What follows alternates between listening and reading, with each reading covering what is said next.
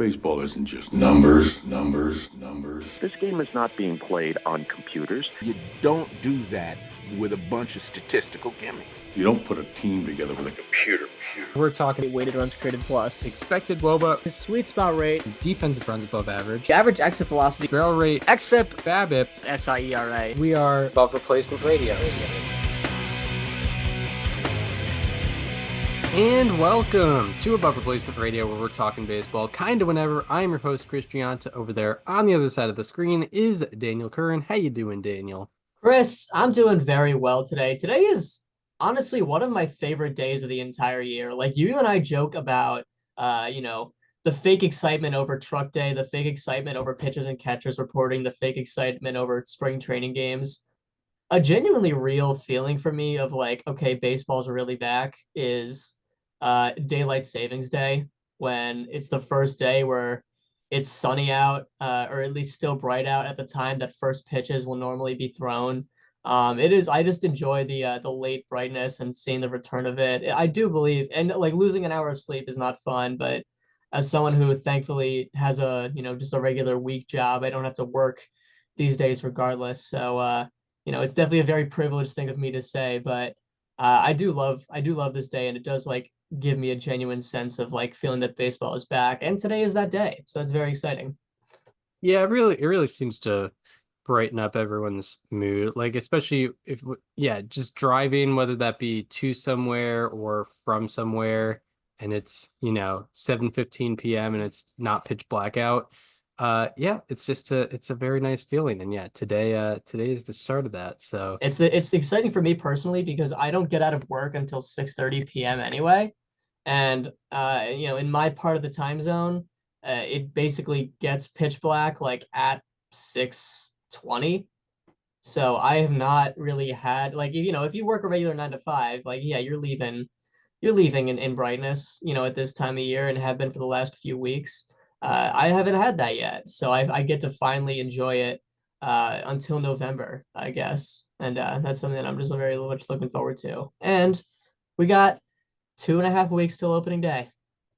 Yeah, right. I guess what we have to say is, shout out President Woodrow Wilson, who signed the Standard Time Act of 1918, which established daylight savings time in the United States, according to AI at least. So it was probably like Teddy Roosevelt or something. Could have Googled that. But yeah, no, shout out Woodrow Wilson. We in a brighter mood are talking about baseball today. Unfortunate, there's been a lot of unfortunate news going around spring training, and that kind of happens every year. Guys get going, guys start throwing, guys start swinging, and stuff just kind of starts popping up. And unfortunately for the Yankees, a lot has popped up. Well, we have some new information that was revealed during the, I guess you would call it, editing process of the episode. We talked a little bit yesterday, Sunday to be exact, about concerns about Gerrit Cole's elbow, and there seemed to be a lot of concern within the Yankees organization with Gerrit Cole himself, and they seem to be very justified, as it was announced that Gerrit Cole will get Tommy John surgery and miss all of the 2025 season. What's our reaction to the news right now?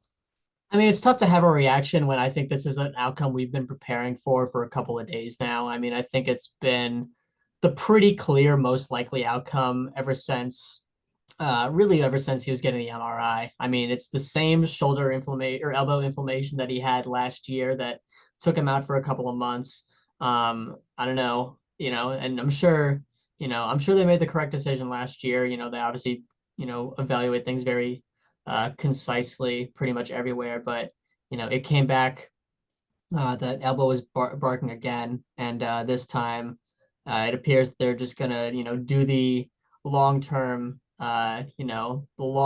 solution, which is the Tommy John. So it's a really, really tough time for this to be happening. It's the Yankees obviously they just came off their first World Series appearance in 15 years. They lost in rather embarrassing fashion, especially given that it is the Yankees.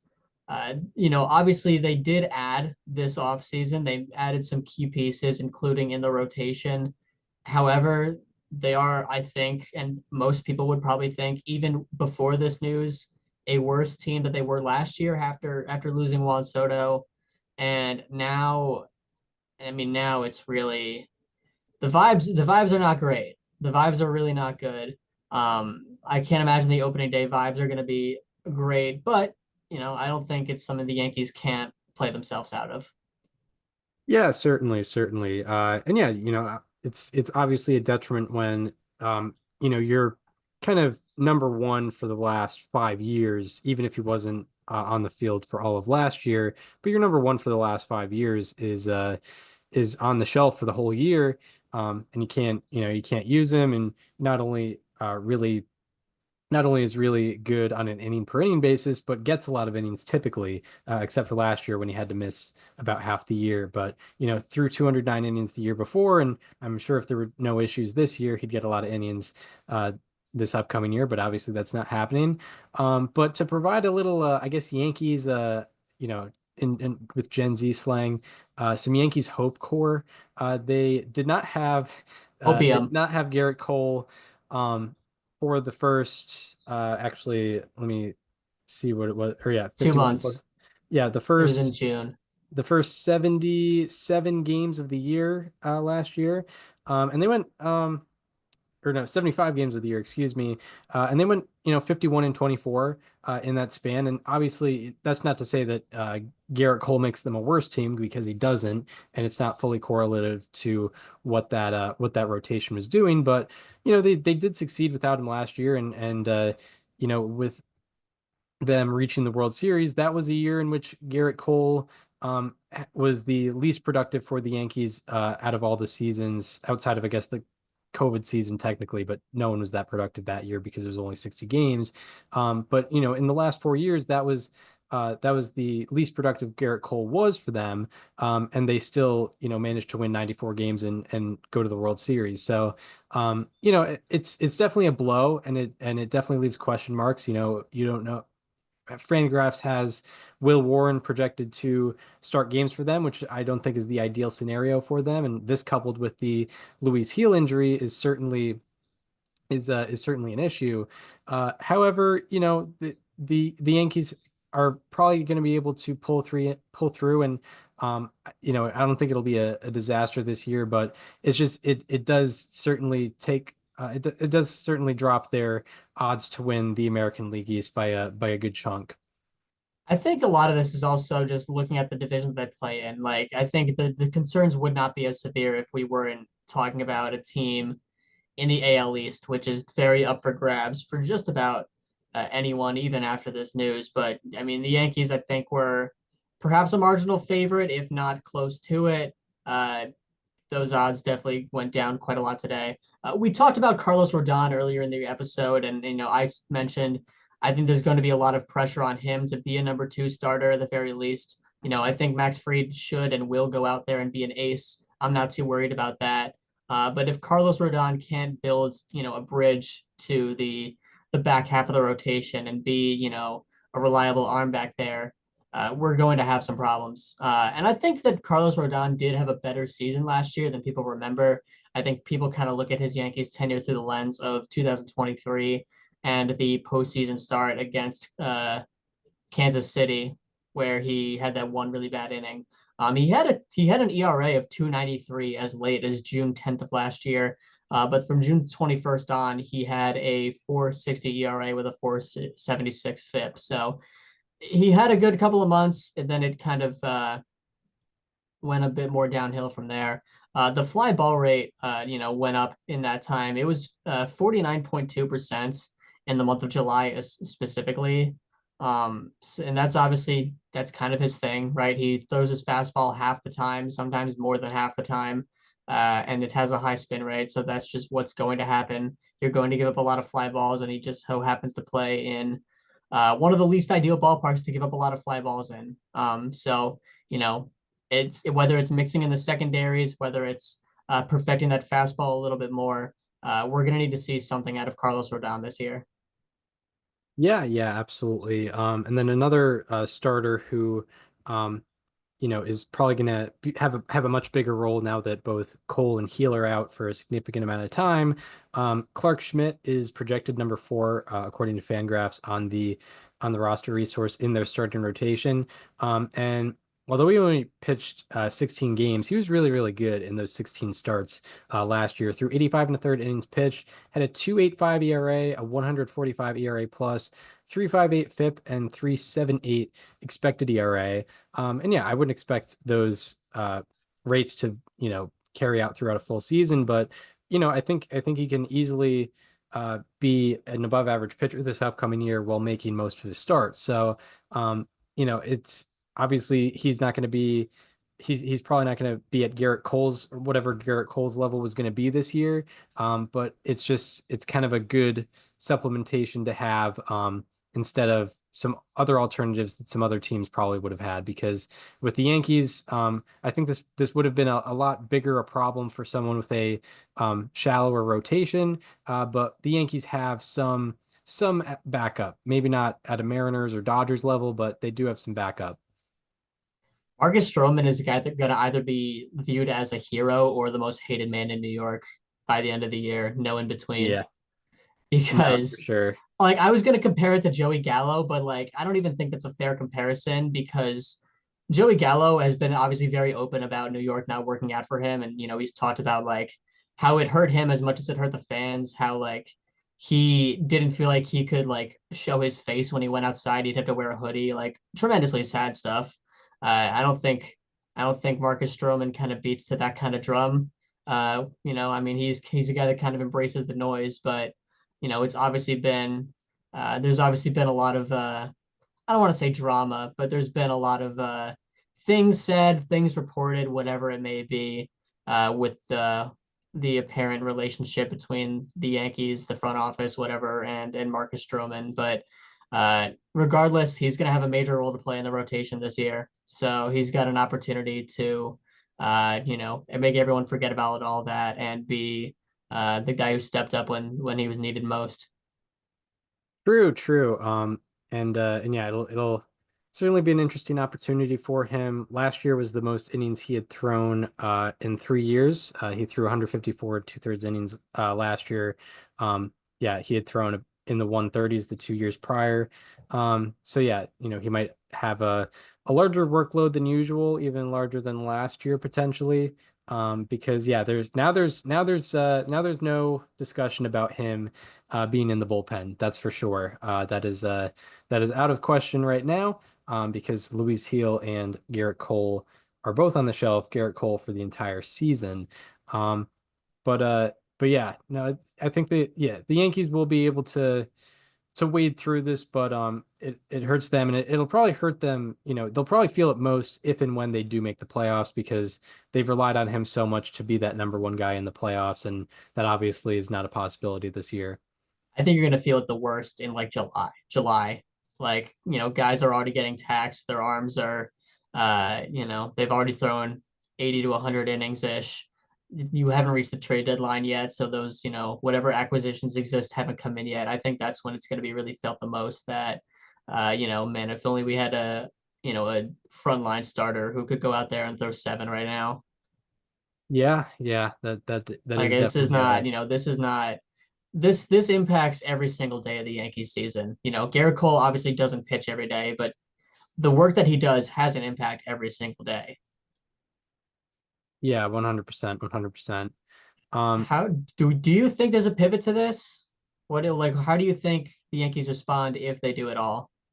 Yeah, it's tough because I think if they do go out on the trade market, they don't really have the leverage over some of the other teams. Because we talked about before the show some of the I guess trade targets you could go after, but so yeah, like I guess Dylan Cease or Michael King would be two of the bigger ones, but the Padres are trying to contend. They would probably want some major league talent, and I don't know if the Yankees are willing to sacrifice more of that for the 2025 season. And then, one that might be discussed more in episode 350 is Sandy Alcantara, as one of our guests mentioned that, the Marlins are very willing to sacrifice some top talent early in the season. So, that is a possibility. And we were kind of talked into that possibility before even the Cole news broke out. So, but in terms of like trading for one of the Padres starters, I think that would be very, very difficult for them. I think one of the biggest decisions that Brian Cashman, Hal Steinbrenner, Aaron Boone, and the rest of the front office are going to make all season happens right now, because are the Yankees contending for a World Series this year? Yeah, of course they are. They obviously are. To what extent? Because I think outside of their own division, the rest of the AL is relatively weak. I think if you go out and win the AL East, no matter who you are, you're probably the favorite to come out of the AL and win the and at least go to the World Series. And the Yankees have a real opportunity to make a statement that that's exactly how they are operating, and nothing less than that. I don't even think I'd blame him if that's not how they decide to proceed, because like teams are going to see how desperate the Yankees are supposed to be right now, and they're going to ask for that kind of desperation package. The Marlins especially, because I would imagine right now the Marlins probably think that Sandy Alcantara's stock will be higher in July than it is now, right? Like there's question marks about how he's going to look coming back from Tommy John. Is he going to be, that ace that he was in 2022? Is he going to be the guy that he was in 2023 with ERA and the lesser numbers across the board? I'm going to go ahead and venture to guess the Marlins are anticipating a 2022 season from Sandy Alcantara. And if they're going to deal him as the Yankees' response for Gerrit Cole, like they got to be convinced that they won't see a better offer in July. And I don't know if the Yankees are willing to put that on the table. I don't even blame them if they're not.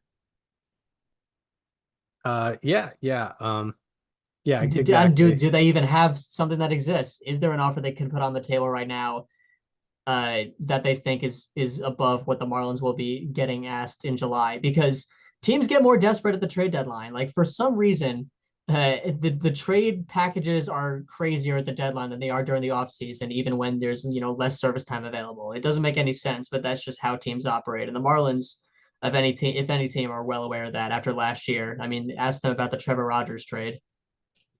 Yeah, 100%. Yeah, and yeah, talking about the Marlins and what they would ask for, it would be the opposite of what the Padres would be asking for, at least I think, because the Padres always kind of retool. We saw it with the Juan Soto trade. They ended up getting major league talent out of that. With the Marlins, they want the opposite. They're stocking up for the future. They're stocking up for like the late 2020s and early 2030s, pretty much. They're looking for, young talent who has not seen the majors yet, who have full control. Once they get up, they'll have 6 years with the team. They're looking for that. And unfortunately for the Yankees, they don't really have much of that right now. MLB ranked their farm system at number 24 in baseball, and I don't think there's really any website that has the Yankees highly ranked as a farm system. So, and that's not normal. The Yankees usually do have a good farm system, but right now that's not the case. So that might leave them with some misfortune with the Marlins, because I feel like the Marlins would not just ask for one star prospect. They'd ask for kind of a bulk because they need pieces everywhere. Yeah, absolutely. I don't think Cease or King will get traded. Like I thought about it for a little bit, because the Padres are currently going through that whole ownership rift right now. And unfortunately, I don't think they will continue to be the big spendsters that they have been over the last half decade or so, with the very unfortunate recent passing a year ago of Peter Seidler, their owner. I don't know if the rest of the franchise is going to operate that like that. I mean, they traded Juan Soto, immediately after all of that happened. There's that whole lawsuit thing going on with the family right now. But if they're going to, offload major money, I don't think it's going to be on a 1-year deal in a year that they are also trying to compete. Right. So I don't think Cease and King are going to get traded. I think the right package exists for them to be convinced. I just don't think that the Yankees are going to put all that on the table for 1 year. I mean, the Yankees literally just put a bag on the table for 1 year of a player, and it didn't work out. Like, I don't know if they're going to do it again with the same franchise. Yeah, for sure, for sure. Yeah, especially in a year where the World Series odds are lower, probably heading into this year. And like Juan Soto, in terms of what he did on the field, worked out as good as possible, but and they only got him for 1 year. Whereas, someone like Dylan Cease or Michael King, it would be absolutely shocking if one of them put up Juan Soto type Yeah. production. And even then, division would still be kind of in question, and beyond that would be very much in question still. So yeah, that's yeah, something to be on the lookout for though. Yeah, I think the Yeah. Yankees are in. They have one of three things to decide on. Do you go get one of the big names, the three that we just mentioned? Do you decide to just like roll the dice with what you have internally, or do you go out and make a couple smaller moves? Maybe go get like a Tyler Anderson or something like that. I think if you're gonna do that, you got to get two of them. I don't think you can. I don't think you can replace Gerrit Cole with someone like Tyler Anderson and call it a day. You got to go fetch a couple of those guys, Yeah, I gotta especially because Heel's wonder, also hurt. is there just a pure innings eater? Is there a Jordan Lyles Is there? that's Yeah. better than Jordan Lyles out there? Like, Um, Let me check. Who are some of the like, guys? Kyle because I'm looking at Gibson. Kyle Gibson. Kyle Okay. Gibson would be He is a nice. he is a free agent. And Okay, he's yeah, they gotta get Kyle. yeah, dude. We They just should solved the get Kyle Yankees Gibson. season. All right. It's Yeah, okay. Kyle Gibson's gonna come walking through that door and we're gonna be set. yeah, exactly, Yeah. I exactly. mean, you asked if there's an innings eater out there. That's the one. He Um, is out there. He threw how many innings did he throw last year for the Cardinals? Because he did qualify for the ERA title. He threw uh, 169 and two thirds, put up a 4.24 ERA, a 4.42 FIP, 1.5 F4 in 30 starts. yeah, they could try for someone like Eric Fetty, who's also in the Yeah. Cardinals, but his value is probably a little too high right now because I'm sure that the value for Eric Fetty is probably as high as it's going to be, so it might not be smart to trade for him right now. Um, what else? Patrick Corbin This is probably if not Jose Quintana didn't productive. sign last week, he would be a Yankee right now. Yeah, yeah, for Right sure, for now, right sure. this very moment. Um Sim was Yeah, one I it's thought it's of. I don't know. Where's it's is there tough to more see is who there some else. creative ones out there? It's Um, tough because this is like the worst time to try and find out which teams are going to be or may be selling because it's literally right before the season. Everyone's about to be 0 and 0. yeah, true. Like everyone has in mind what they want to put on the field this year. Like this is literally the worst time to try Yeah, and look at stuff like this because it's really only like the Angels, the Rockies, the White Sox, the Marlins. yeah, literally the only team to make a move, a significant move at this point in the year last year was the 41 win White Sox. So, Yeah, that's the yeah, type of team. exactly. Those are the types of teams that are making moves. And usually they don't have the talent. If the White Sox still had a Dylan Cease, he would also right now. Yeah, for sure, for But sure. unfortunately, yeah, Jonathan Cannon's uh not fitting that same archetype at this moment, unfortunately. I don't know. Yeah, yeah. Um, but uh, but yeah, anything more on this injury and whole ordeal? It is quite unfortunate. We're wishing the speediest of recoveries for Gerrit Cole. It's never fun to hear about any Tommy John, really.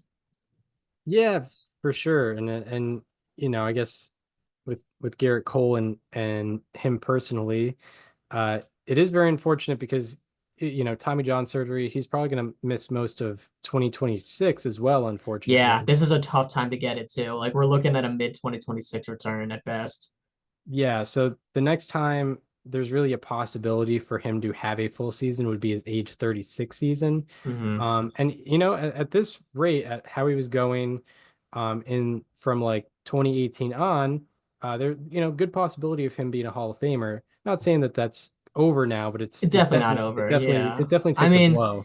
it takes a blow for the writers that look at the career, milestones, the count stats, because yeah, this will greatly hinder his ability to get there.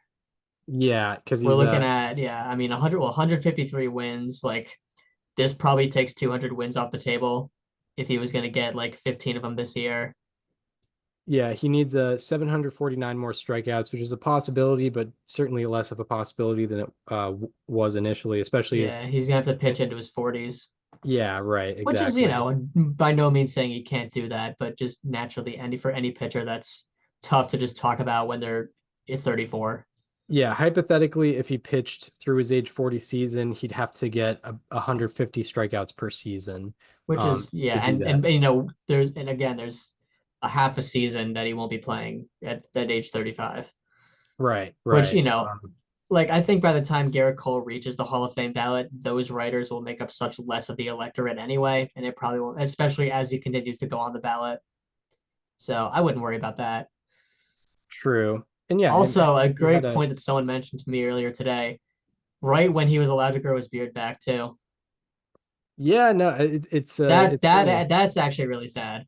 That's kind of a travesty. We don't get to see him not all look, not have his weird chin just kind of floating out there. It's Um, gonna suck because let's say he comes back at age 36 and he's not the Gerrit Cole that we know. Like I'm not saying that that's going to happen, but let's say he's throwing up like a 110 ERA plus. He's throwing up, 8.5 strikeouts per nine, but he has the beard back, and it's like it's not hitting the same. That's not the Gerrit Cole that I know with a beard and long hair. yeah, I was pretty behind Astros Gerrit Cole. Like it was just He he was looked unreal. cool. He was awesome. That was arguably the best version of him, actually. That literally was the best version of him. And and obviously as Red Sox fans, we have to turn him into the villain now that he's in pinstripes. But yeah, dang it. I'm looking at 2018 to 2023. Uh yeah, Gerrit Cole is just behind Max Scherzer in B WAR, and I'm sure he's a little bit ahead in F WAR Yeah, from 2018 to 2023. So like the best definitely. He's got more innings, right? um possibly. And I would imagine he has to because Max Scherzer missed all of most of 23. He missed some of 22. He missed a lot of 24. yeah, Gerrit Cole leads all pitchers in F WAR from 2018 to 2023. So Yeah. over a 6 year span, best pitcher in baseball. So all you really need is a few extra years of really good pitching.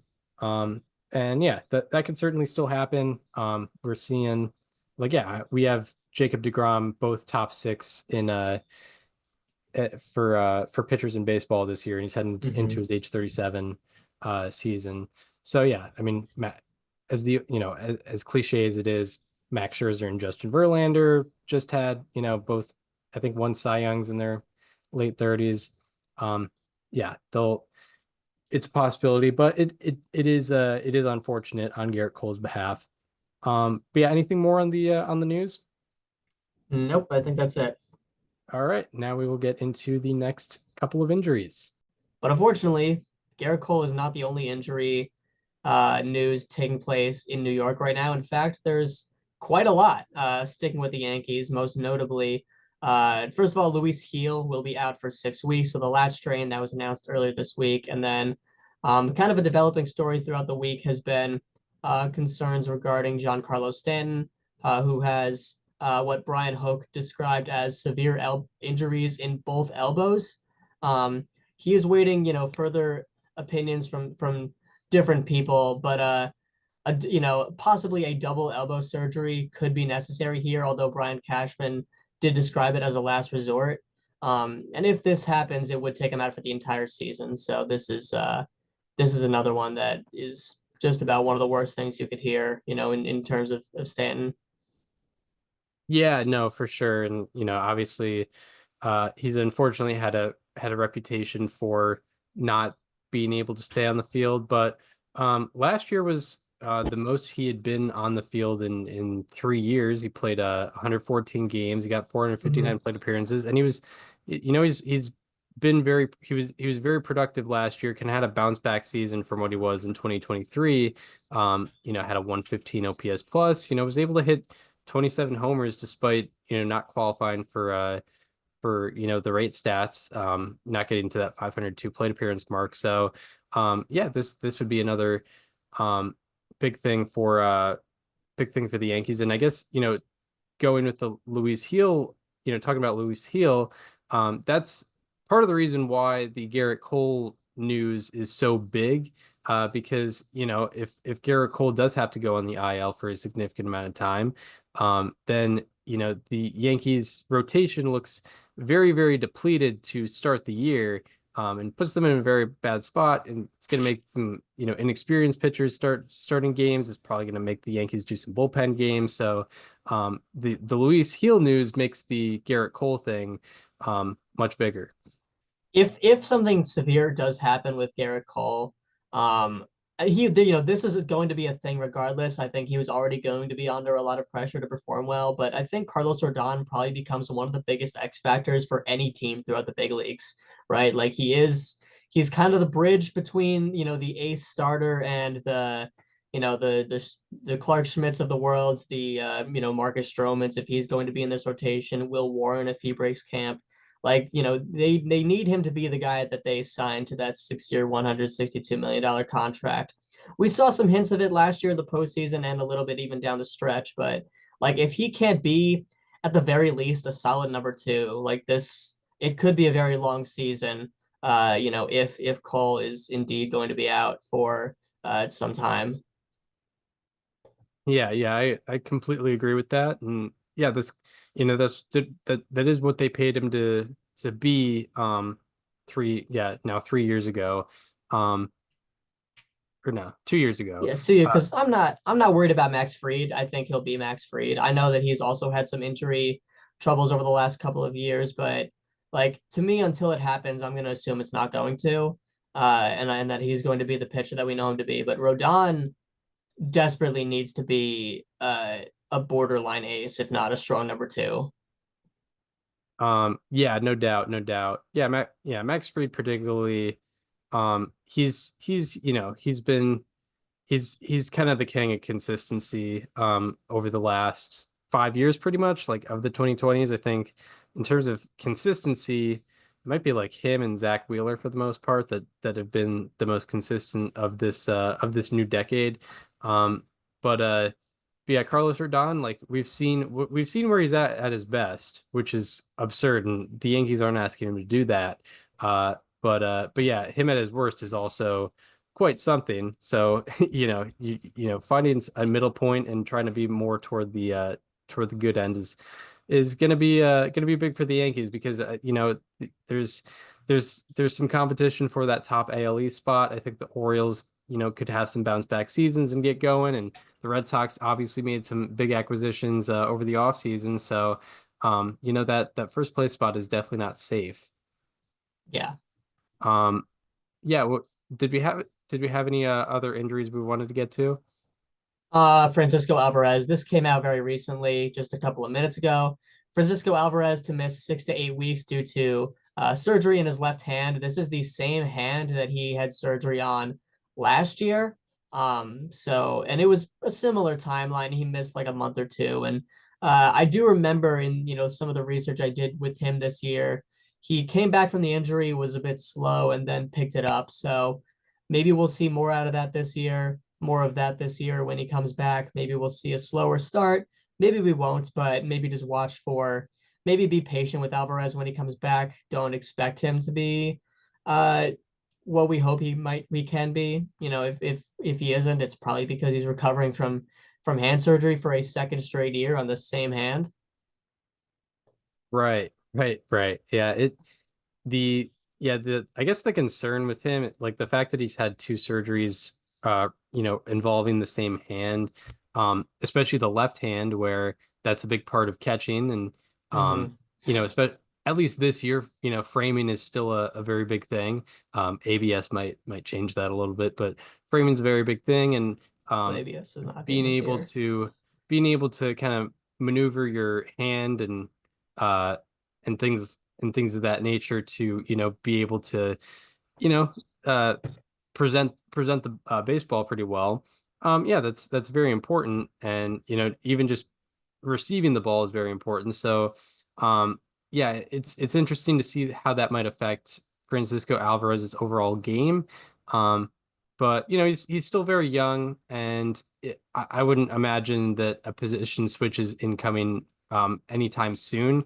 But it's No. that does really interest me, the fact that he's had an injury on the same hand and needed surgery for that same hand each of the past 2 years.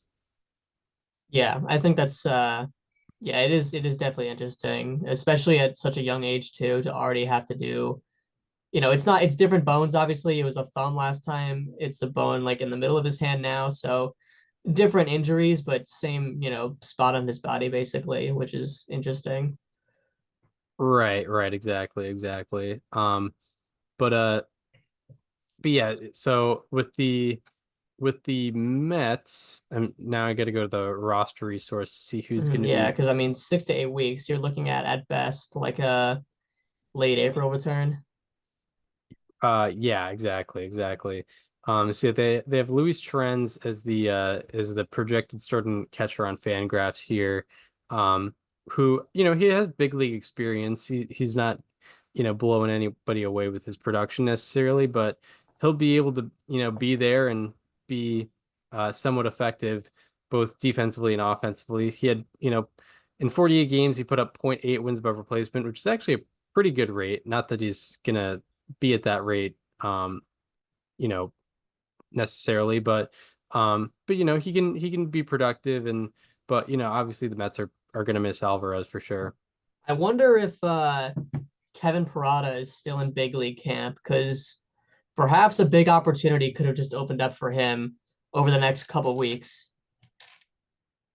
Is he a big catching prospect for them? Yeah, he's a catching prospect for the Mets, been in the organization for a few years, played the entire season in Double A last year, had a 93 weighted runs created plus, so not his best season. But I mean, if the Mets aren't going to go out and get a catcher right now, which I can't imagine for a 6 to 8 week injury they're going to, maybe there's a big opportunity for him to win over some playing time and possibly break camp. It's probably a long shot, but if he is still in big league camp, which I'm not sure if he is or not, um, there's definitely a lot more incentive to start playing him a little bit if you're Carlos Mendoza.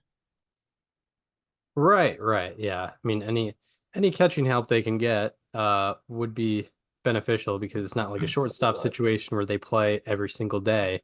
Hmm. Catchers obviously at most are usually playing that position 4 out of every 5 days, and usually less than that. So any help they can get would be would be appreciated. Yeah, also just a couple other small things. George Kirby and Grayson Rodriguez, both of the Mariners and Orioles respectively, will be out on opening day due to some apparently light elbow inflammation. Both teams say there's no structural damage, no concerns over ligaments, and they're just playing it safe. And looks like skipping just a couple turns through the rotation to start the season to make sure that they're doing things right. No need to, if you're going to stretch a guy and make him pitch injured, this is not the time to do it. Yeah, for sure, for sure. Especially when everyone else is pretty fresh. Yeah. Everyone else in the organization is pretty fresh. You can you can spare some guys and start a little bit slow. Um, but but yeah, obviously anytime you hear elbow, you do get a little bit a little bit worried. But with them, it seems like the the teams are playing damage control there, and Yeah. just kind of making sure that the guys are able to throw, maybe not 200 innings, but 170 innings this year without any issue. But yeah, any more injuries before we head into the next segment? Nope. All right. Well, now we are Knock on on to wood. what if I said um not knock on wood. knock on wood. Yeah, yeah, yeah. Um, but yeah, so now we go on to our fifth division preview.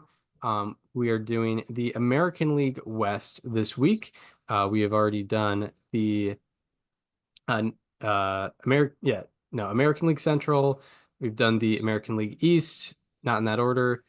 National League West, and the National League East, and now it is time for the American League West.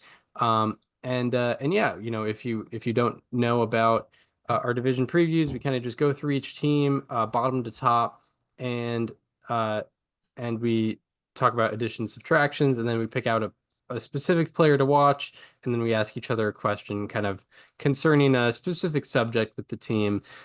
So with this week, we start with the Angels, who were in last place last year. They went 63 and 99, finished last in the AL West.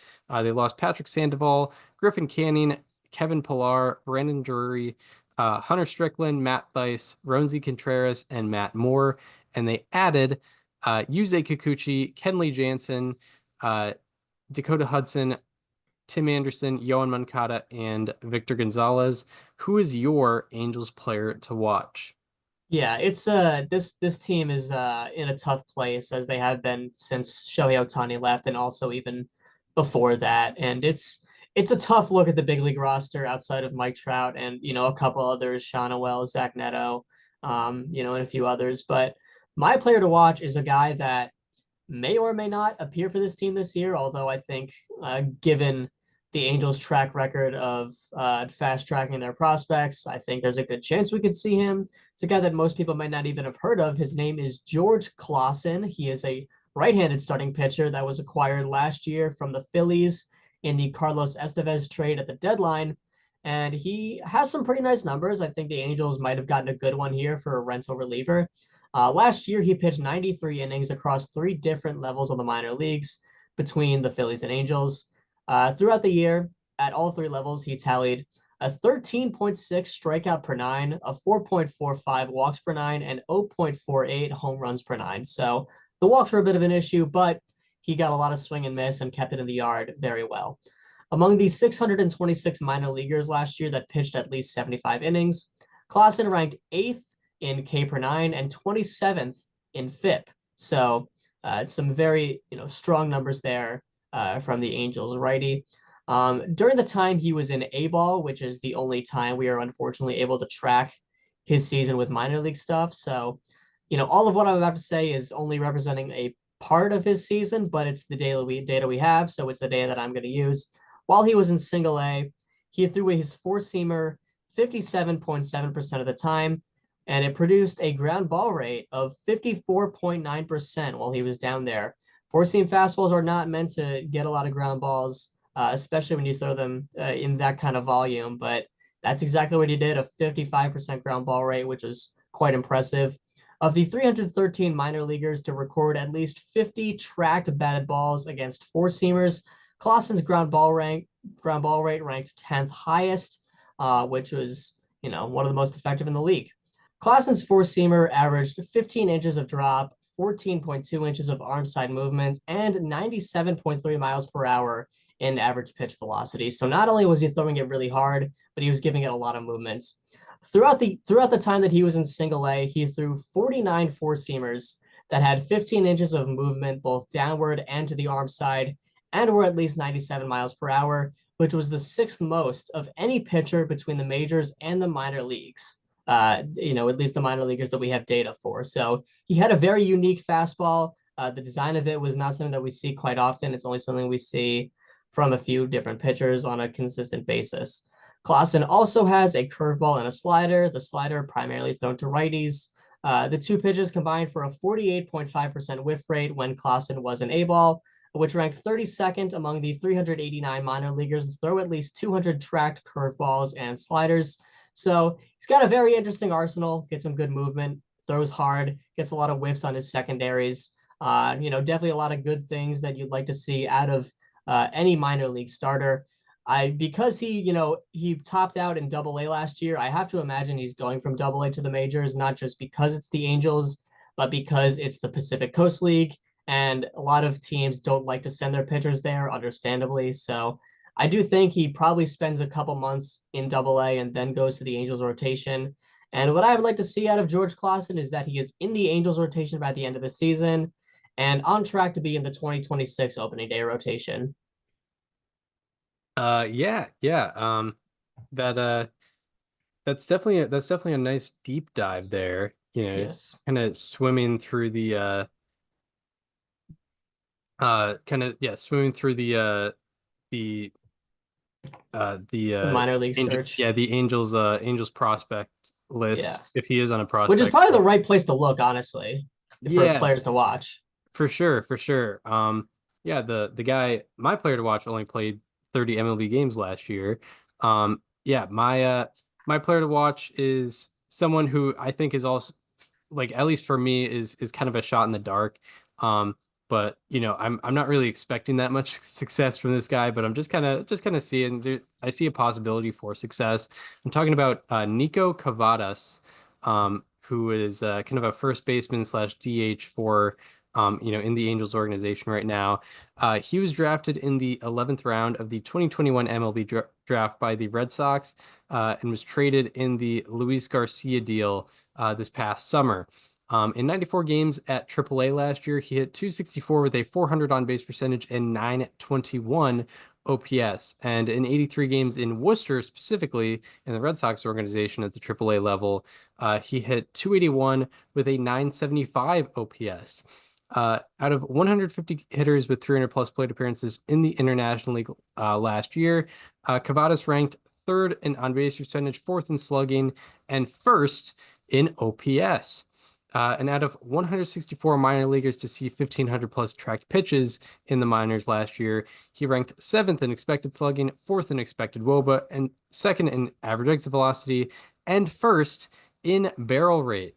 And then in 30 games at the major league level, he put up a 91.7 mile per hour average exit velocity, 11.5% barrel rate, and 42% sweet spot rate. And I mentioned specifically what he does on contact because he doesn't make very much he didn't make very much contact at the major league level. And he has an obvious need to cut down his strikeout rate. I think it was 38% last year.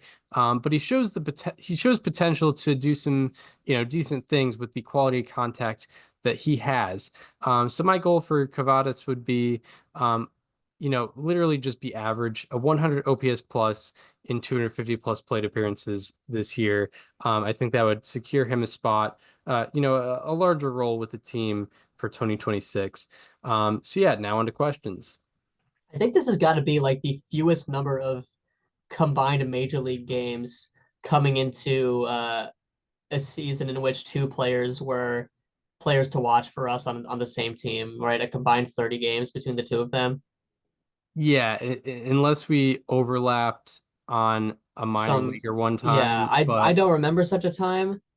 but yeah, no, I think it might.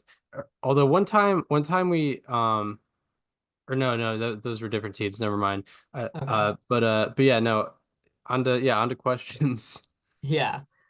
Which former Chicago star will produce a higher F4 for the Angels? Kyle Hendricks or Tim Anderson? A higher wins above replacement, did you say? Yes, on Uh, Fangraphs. on Fangraphs. That almost makes me wonder who will play less, which is a mean thing to say, but I mean, Who will uh, have the least opportunity to produce negative F4? and I don't mean to besmirch Yeah, well, I Kyle. said former Chicago Yeah, star for a reason. Like these people peaked 5 years ago at least. I Hendricks even more. yeah, I'm a Kyle Hendricks You guy. are a Kyle I love Hendricks guy. I love a soft throw in like command machine, but I think his best days have certainly passed him. Um, but he did put up .4 F4 last year, and that was not a good season for him.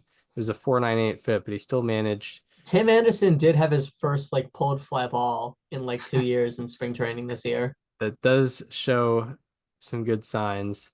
I'll say Kyle Hendricks because I got to stick by my Yeah, soft your throwing guys. You gotta. soft throwing command machine guys who also, he does have more F4 than Tim Anderson over the last 2 years. So I will go with him. Um, but yeah, who knows? Hendricks, maybe Hendricks is below replacement and Tim Anderson plays like 12 games. So that could also happen. Um, my question is also a bit cynical, I guess. Um, what will there be more of? Nolan Schanuel walks or Mike Trout games played? Oh, come on. Boo. I don't like that question. How many walks did Shonwell have last year? He did. actually looked pretty decent as like down the stretch. He had 68 walks last year. I mean, okay, so let's say so he does have a lot of walks. He has always had a high walk rate, even when he was at Florida Atlantic. Um, and he played 607, or excuse me, he played 607 games last year. He had 607 plate appearances last year, so that's as close to a full season as you're going to get. And an 11.2% walk rate is quite high, and a lot for him to ask to raise. And you said it was 68. Yeah. Yeah, so at most he gets like 80. So you're asking me if Mike Trout plays like at most half the season? Yeah, I'm gonna say Mike Trout. I get that history says that I'm betting the wrong way, or at least I'm betting against the trend, but that's not asking a lot. I know that it is a lot in comparison to what we've seen. But I mean, like, what, we're 3 years removed from Mike Trout almost qualifying for the batting title. We're 2 years removed from him playing like what 300 at bats or 300 plate appearances. Like he had a decent amount of playing time in 2023. Yeah, he played 82 games. Yeah, so I'm gonna go Mike Trout games played. Yeah. Yeah. I mean, I also think he'll play about at least half the season. I wouldn't have put him in the top 50 if I didn't think that. Yeah. But yeah, 100 games would be nice for Mike Trout.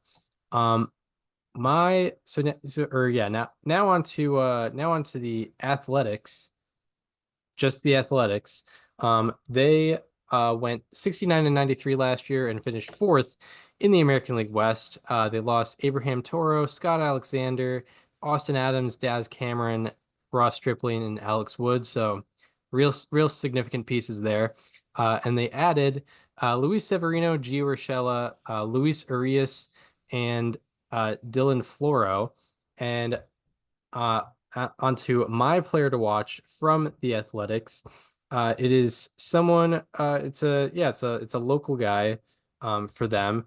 Tyler Soderstrom, who went to Turlock High School in Northern California, and he was drafted 26th overall in the 2020 MLB draft out of high school, and he's heading into his age 23 season this year. Tyler Soderstrom hit 233 with a 743 OPS and a 114 OPS plus in 213 plate appearances last year. And although he's only slugged 429, his expected slugging was 480. And although his WOBA was 322, his expected WOBA was 348. He also hit only 9 home runs despite hitting 11.4 expected home runs based on the average ballpark. So that's certainly something to look out for with him hitting at a new ballpark now. Out of 372 hitters to see 750 plus pitches last year, he had the 19th unluckiest difference in slugging and expected slugging, which is top 6%, and 34th unluckiest difference in WOBA and expected WOBA, which is top 10%. Among those 372 hitters, he also ranked top 14% in expected WOBA and top 9% in expected slugging. So if you put together a full season with those numbers, he'd be probably like 85th, 86th percentile in expected WOBA and in the 90th percentile or higher in expected slugging. Part of that had to do with the fact that he had a 91.9 mile per hour average exit velocity and a 14.6% barrel rate. His average exit velocity ranked in the top 9%, and his barrel rate ranked in the top 6%. So, and he also doesn't have a super high strikeout rate. It's slightly above average. So, there's some really good signs from Tyler Soderstrom, especially as a guy who's heading into his age 23 season. So, that's a guy I'm truly looking out for. I don't think this is necessarily a shot in the dark for me. I forgot to write a goal down. So a goal would be probably like a one. I guess maybe it's being ambitious, but a 125 OPS plus in 350 plus plate appearances for Soderstrom, because I imagine he does get a bit more playing time this year. Who's your player to watch? Yeah, so my player to watch comes from the back end of the rotation, where there are a lot of names.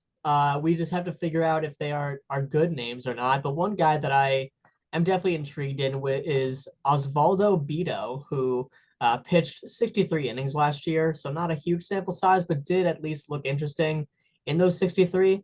He posted a 3.41 ERA, a 3.36 FIP, and a 2.72 expected ERA in that time.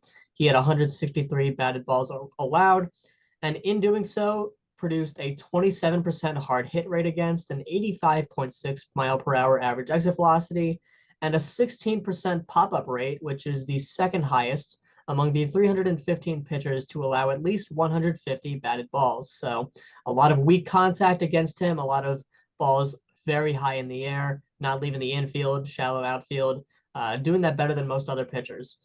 Osvaldo Bido had a 29.4% fly ball rate against, but only 10.4% of the fly balls against him were barreled, which was the 8th lowest among the 453 pitchers with at least 25 fly balls allowed. And, with the weak contact and the average and the above average league strikeout rate, Bido posted a 181 expected batting average against, which was the second lowest among the 137 pitchers to throw at least 1,000 pitches between May 8th to September 7th, which is when he made his first and last appearance of the year, kind of condensing it to his timeline to make it a little more fair. All 5 of the pitches that he threw had an expected batting average below 200 and an expected slugging below 305. So everything that he was throwing was getting good results, a lot of weak contact, like I mentioned. There are about like 2 safe names in this rotation, and I would say that they are Luis Severino and Jeffrey Springs. On top of that, there are a lot of spots to be won throughout the season from guys like Bido, like JP Sears, like Mitch Spence, like Hogan Harris, like Joey Eastis, Gunnar Hoglund, JT Ginn. It's all about kind of finding who those guys are going to be.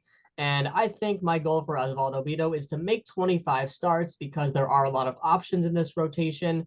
And I think if he makes 25 starts, it means that he did very well, well enough to at least stay in, a rotation with a lot of names. And I think if the A's are going to be competitive this year, they're going to need to pitch.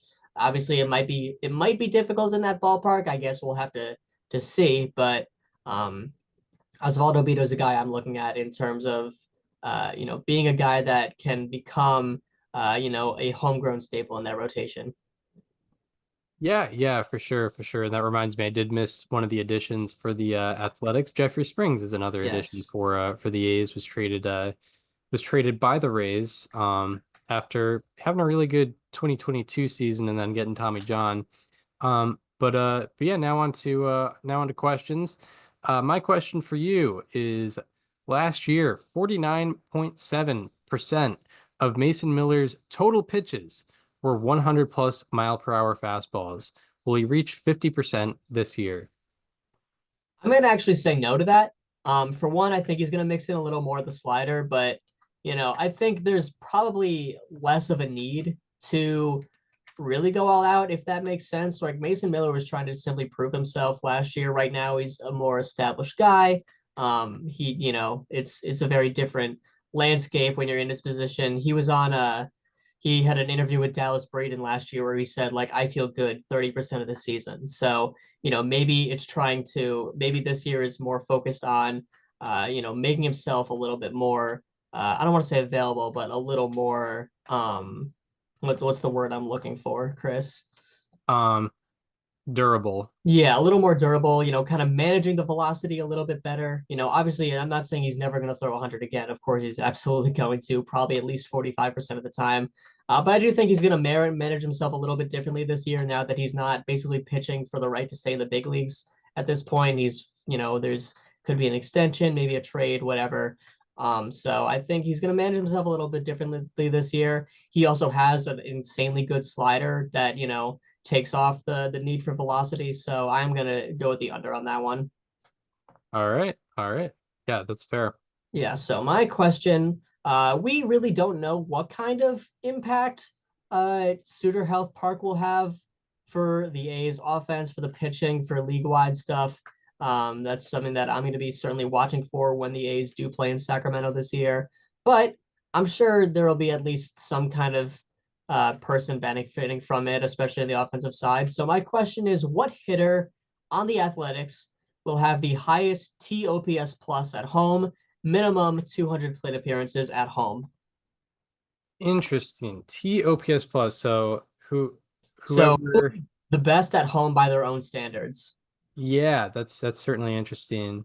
Let me go to the Suter Park Yeah, let dimensions. me consult the dimension sheet. Yeah, exactly. From what I remember, it was pretty standard, and Mhm. I think it's I For think what it's it's worth, I pretty do think standard. it was one of the more, I mean, this is not saying a lot, but it was one of the more pitcher-friendly ballparks in the PCL. Yeah, which I guess is saying that I don't know. Yeah, It's like saying don't it's take that to mean it's a pitching haven yeah, it's like it's one of the warmest areas of Edmonton, Canada. in the Um winter. yeah, exactly. Um but uh but yeah, trying to look, so it's 330 to left, 325 to right. 325 to right interests me, and I don't think the walls are very high. So I'm trying to think, I'm like looking at someone who is a lefty who doesn't necessarily like knock it out of the yard, but could sneak some through. I Uh, mean, there's a name right there. and my initial thought is yeah, JJ Bleday. Um, because yeah, he doesn't have crazy power, but he knocked out 20 home runs last year, and if he can just pull the ball to that right side, he may benefit a lot more at home than on the road. So my pick is JJ Bleday. That's who I would have gone with too. That's a good one. Um, yeah. So yeah, now on to Real the quick, I pulled up the search for the highest home run to fly ball rate among AAA ballparks. Suter Health Parks was 13.5%, which is quite low. I believe it might be the lowest of any AAA park last year. No, it's yeah, not. There was a 12.9%, but it's among the lowest. yeah, that's like almost MLB average. All right, it was 1, 2, 3, 4, 5, 6, 7, 8. It was ninth lowest, so 21st highest among all AAA parks. And I would imagine, I don't know the names of all the AAA ballparks, but I would imagine it's among the lowest among the PCL parks. I can't sort by division on Baseball Savant. Indeed, indeed. Um, but yeah, now on to the Texas Rangers. They went 78 and 84 last year and finished third in the American League West. They lost Nathaniel Lowe, Max Scherzer, Andrew Heaney, Kirby Yates, Jose Urena, uh, Travis Jankowski, Jose Leclerc, and Carson Kelly.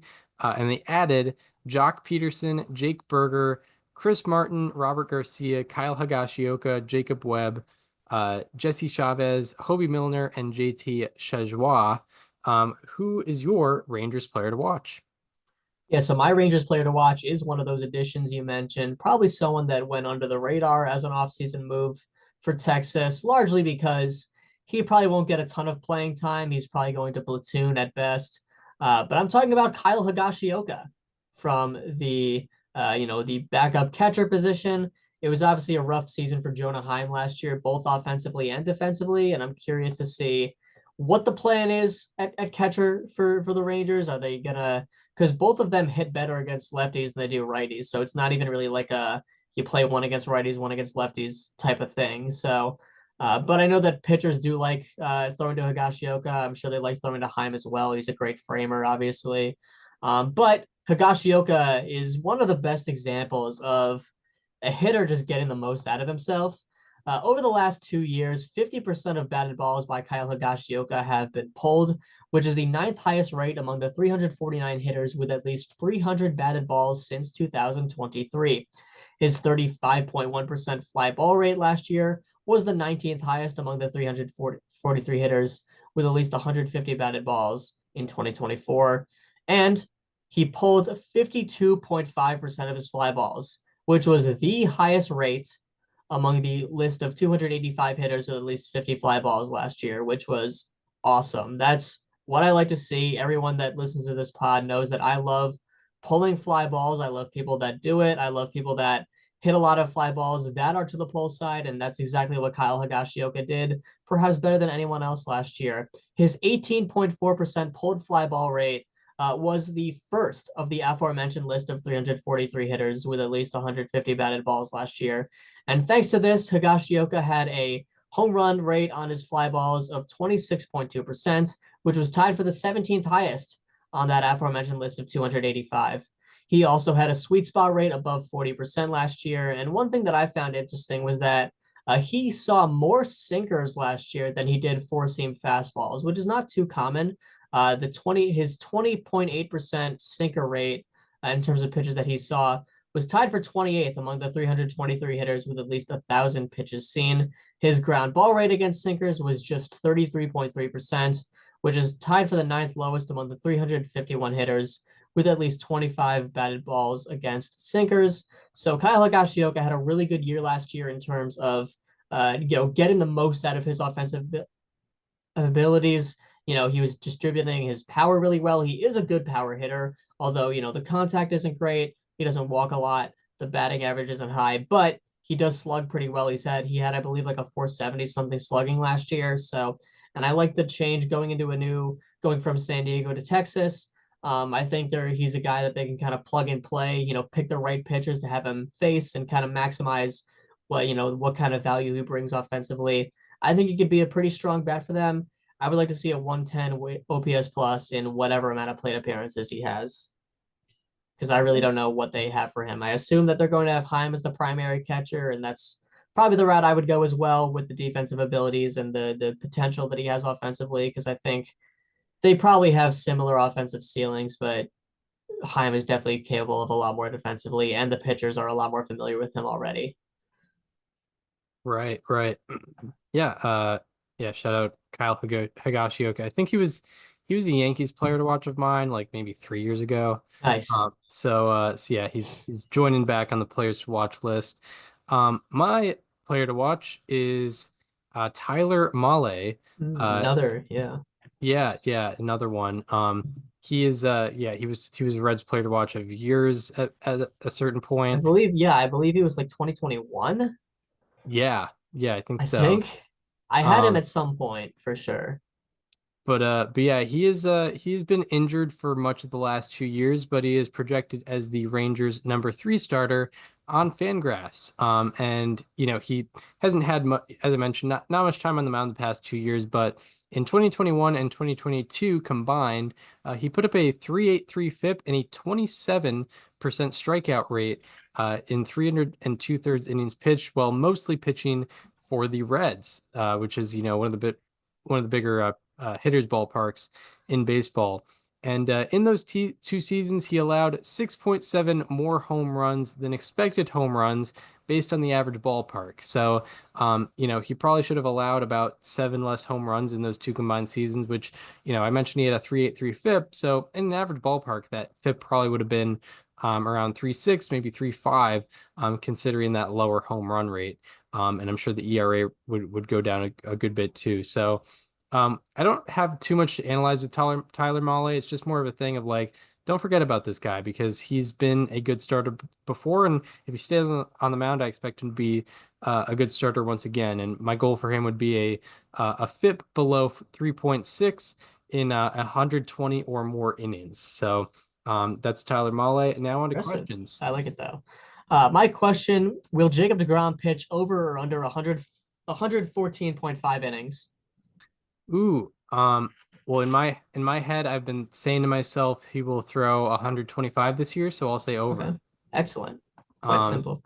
And it's hard to like put too much analysis on it. It's just like, he's coming off, especially because I mean, like you can't predict injuries. I know that it's it feels easy to do so for guys that have injury histories. I believe he did an interview the other day saying that he wasn't going to max out his velocity this year like he had been previously. So there is that. And even so, he'll still probably be able to average about 96 on it. Yeah, I was saying Jacob deGrom not maxing out his velocity or what, so he's going to throw 96. Yeah, exactly. With good extension. Yeah, exactly. I guess to go further with that and to kind of talk about, people kind of like to discuss narratives with Jacob deGrom, and it's like, oh, is he, he's going to get injured again, which I get because that's been the case for the last 4 years. But my thing with him this year is it was always at least like a shoulder or elbow injury or some combination. It's been the elbow, I think, for the entire time, and he got it surgically repaired. And normally, when guys get their elbows surgically repaired, they're able to come back and be healthy, or have that elbow be healthy for at least the next few years. I mean, I know like Spencer Strider got Tommy John surgery in 2020, and then he got it again 4 years later, but he was able to, Mhm. consistently throw innings in those 3 years in between, I'm pretty sure.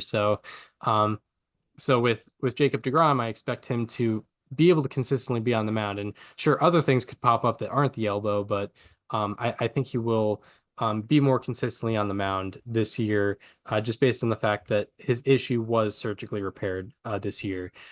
So on to my question. Talking about two guys who had like high expectations last year but didn't fulfill them. Who will have more wins above replacement, Adolis Garcia or Evan Carter? Adolis Garcia had a weird defensive regression last year, and I don't know how to explain it. I mean, like other than just the success rate was down, he didn't make the plays as much, like whatever. But uh, I have no idea what to expect out of Adolis Garcia defensively. I feel more safe in counting on what Evan Carter will give defensively. He's going to be playing center field, which opens the door for better defensive numbers than a corner outfielder. So I probably will be saying Evan Carter for that one. All right, yeah, that's a fair assessment. And yeah, much of Evan Carter's lack of production last year could just be explained by him being sidelined due to injury. Yes. Um, so yeah, now on to the Seattle Mariners. They went 85 and 77 last year and finished second in the American League West. They lost Justin Turner, Josh Rojas, Yimi Garcia, Luis Arias, and JT Chajwa, and they added Donovan Solano, Josh Fleming, Rowdy Tellez, and Shintaro Fujinami. So my player to watch with the Mariners is, I'm doing my best, and I'm not picking an offensive player this year because I don't want to do that to myself this year. I've made a fool out of myself with Mitch Garver last year. I'm just going to pick a pitcher this Yeah. year. So I'm going toward their back end of the bullpen, and talking about someone who did not pitch much last year but has had success before. Matt Brash. Yeah, Matt Brash, guest of the show. Everything you just described is Yeah, Matt Brash. yeah, exactly. Talking Didn't pitch about much last year. yeah, he if at all. But my player to watch is Gregory Santos. Yeah, it's He a good was one. he was traded from the White Sox to the Mariners in February of 2024. But he only threw 7 1/3 innings pitched last year. But in 2023, he threw 66 1/3 innings and posted a 3.39 ERA, 3.16 expected ERA, and 2.65 FIP. And out of 162 qualifying relievers in 2023, he ranked 11th in FIP. Also, in those 66 1/3 innings pitched, he only allowed 2 home runs and 3 barrels. And out of 162 qualifying relievers, his home runs per nine was fifth lowest, and his barrel rate, also generally speaking, was in the 100th percentile. And out of 1,818 seasons with 200 plus batted balls against in the StatCast era, Santos's barrel rate was sixth lowest out of over 1,800. And then to go along with that, along with barrel prevention, home run prevention, he's very good in a lot of other things. He was 98th percentile in fastball velocity, 91st percentile in chase rate, 89th percentile in expected ERA, 87th percentile in ground ball rate, and 85th percentile in walk rate. And part of his success with preventing home runs and barrels also was that only 3.0% of his batted balls against him were pulled fly balls. And out of 199 pitchers with 200 plus batted balls against them, he had the fourth lowest rate of batted balls being pulled fly balls in 2023. So yeah, he's already had a really productive season in Major League Baseball. It's just it was 2 years ago, and he didn't get much time on the field last year. And especially as a reliever, like if you don't pitch much last year, like you kind of get lost in the shuffle sometimes. But I'm expecting another productive season out of him because I know, I think he's supposed to be on the opening day roster this year. So a goal for him would be, another sub 3 FIP season in 50 or more innings. So yeah, Gregory Santos, my player to watch. Who is your Mariners player to watch? Very important Gregory Santos update is that he no longer holds the StatCast era record for most 100-mile-per-hour pitches thrown by a White Sox pitcher. If Oh, you remember that Savant trivia game from last year, Michael Kopech did pass him after we did that game, but before he got traded to the Dodgers, he's now 11 pitches up on Santos. very nice. Very So nice. fun little follow up there. My Mariners player to watch is another pitcher, and this is maybe a more high profile guy just because people love talking about the Mariners rotation, all five of the guys in there. So anyone from that is perhaps a little more high profile. This is a guy that you know, is a number 5 starter, but really would be a decent 2 or 3 in most rotations. I'm talking, of course, about Brian Wu, who is when he's on the mound, hard to find many better pitchers than him in general. 58.3% of all pitchers that Brian Wu threw last year were in the strike zone. That was the highest rate among the 170 pitchers with at least 1,250 pitches thrown, and also the 6th highest among the 2,365 seasons since 2008 with at least 1,500 pitches thrown. So he had one of the most efficient strike throwing seasons last year, and naturally helped him contribute to a 2.8% walk rate, which was the lowest among the 157 pitchers with at least 80 innings pitched in 2024. He also ranked second behind his teammate George Kirby in K to walk ratio at 7.77 on that same list. 66.9% of first pitches within an at-bat were in the strike zone for Wu last year, which was the highest rate among the 444 pitchers with at least 150 batters faced. Wu had, I believe, 472 batters faced. So not cherry picking that one at all. 11.8% of fly balls hit against Wu last year were barreled, which was the lowest rate among the 91 pitchers with at least 100 fly balls allowed. So, you're seeing a lot of strikes.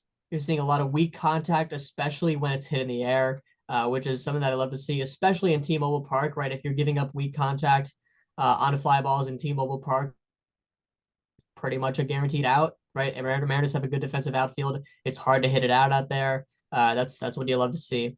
Additionally, one thing that I'm going to be watching for this season with Brian Wu is that he had a sweeper that he threw 6% of the time in May through June, 9% of the time in July and August, and 11% of the time in September. So he gradually used it a little bit more throughout the season, and for good reason, because from May through September, the entirety of 2024, opponents hit and slugged 100 on it with an expected batting average of 109 and an expected slugging of 140. It had a 41.7% whiff rate and an 83.2 mile per hour average exit velocity against. So that's quite remarkable. That's obviously a really good pitch. And I would love to see him use it a little bit more. And I would love to see him qualify for the ERA title or throw like at least 150 innings with a 135 ERA plus. Obviously this is one of my more ambitious expectations for a player to watch, but this is also one of the best players that I'm putting in this segment this year. So I think it's warranted. Yeah, 100%. So now on to questions. My question regards to offensive players. You could argue the best 2 players on the team. Who will have a higher OPS, Cal Raleigh or Julio Rodriguez? I don't even think that's a you could argue thing. I think that's just the objective truth by a mile and a half. Yeah, Yeah. that is the thing. That is a good point you I don't make. know. Do you think Victor Robles could be better than either of them? Do you think Randy I was Rosarena thinking could... if you included the pitchers, like I guess you could make an argument, Okay, but I thought you were just talking about hitters. yeah, no, by a mile and a half. Yeah, okay. If Two best you're adding position pitchers, then players. yeah, I guess the gap is a little bit closer. But Yeah. between Julio and Cal, I do think, oh, that is tough, honestly. I mean, I don't know. I did bank on Julio having a bounce back season. I put him number 1 on my center field list, despite having a worse season last year than the guy I put number 2. So I will say Julio does have that sort of bounce back year and has the higher OPS. Yeah, he certainly has a higher ceiling for sure. Yeah, yeah. And Cal Raleigh, even then, he only had like a 700 something OPS last year, right? Was that what you asked? Was it OPS? Yeah. Yeah, like Cal Raleigh, I talk about, and I love Cal Raleigh. You'll hear me talking about him, spoiler alert, in my top 25 overall players. Like, I talk about him being the best version of himself as a hitter. He had a 750 OPS last year. Julio is so much capable of doing so much more than that. Yeah, yeah, for And I sure. love Cal Raleigh. He's one of my favorites. Yeah, yeah, absolutely. Absolutely. On to your question. Yeah, so my question, Luis Castillo, Bryce Miller, and Brian Wu all had four-seam fastballs last year with a run value per 100 between 1.2 and 1.4. Out of the three of them, whose four-seamer will produce the most run value per 100 this year? That's Castillo, Wu, Miller and and Wu. Miller. Yeah. Yeah. All right. Well, let's consult the data, see who throws it the most. Well, And it's run value per 100. Well, I guess that doesn't matter. or oh yeah, run value per Yeah, 100. no, if it was just straight run value, then yeah, you'd be looking at. But I mean, volume can matter for It sure. can matter, especially yeah, I guess the more you throw it, the less extreme it's usually going to be. Hmm. Um yeah, this is an interesting question. I didn't realize Luis Castillo still averages 95.6 Yeah. on his fastball, so pretty cool. Still has that stuff. Right. He like evolved in reverse where he was like a really good like off-speed breaking ball guy, and then he evolved into a fastball guy. Like you're supposed to do the other way around. Right, right. I'm just looking at the stuff. It looks like Bryce Miller has a good spin rate on his fastball, so Hmm. that's good. Unfortunately, Savant doesn't have the spin percentile anymore. They used to back in the day They don't have active spin? Oh, this yeah, you're right. No, you're right. on the percentile They don't when have they that anymore. I mean, you shifted could it. still look it up just, in the search. Yeah, exactly, exactly. Um, Luis Castillo has much less spin than Bryce Miller. So let's look at Brian Wu. Brian Wu. Um, I'll go with Bryce Miller because he has a very, very high spin rate on his four seamer, and I think that could lead to some pop ups and whatnot, Sure. and also some swing and miss. So I'll just go with Bryce Miller there, because Excellent. also along with his spin, he averages 95 on it. So that's also really, really good. So yeah, that does it for the Mariners. And now on to the final team of the American League West. It is the what is it now? Four-time defending champion, Yeah, it's kind of lame with the Astros. pandemic year mixed in the middle. Yeah, exactly. Because it could have been like set. It could have been like Hear eight. me out. Like I think if if if you don't win your division, but you defeat the team that did win your division in the playoffs, you should take that. You Yeah. should read just like the last three NL East winners have been the Mets, the Phillies, and the Phillies. Yep. Exactly. Yeah, so Um. the Astros won. Oh, actually, well, no, then I guess they wouldn't have won it in 2023. Oh, that's So true. That's anyway, the true. one-time defending champion AL West, yeah, Houston Astros. Exactly. Um. Yeah. So yeah, the four-time defending champion, 7 out of 8 time defending champion, uh, Houston Astros. They went 88 and 73 last year. They won the American League West and then lost to the Tigers in the American League Wild Card Series.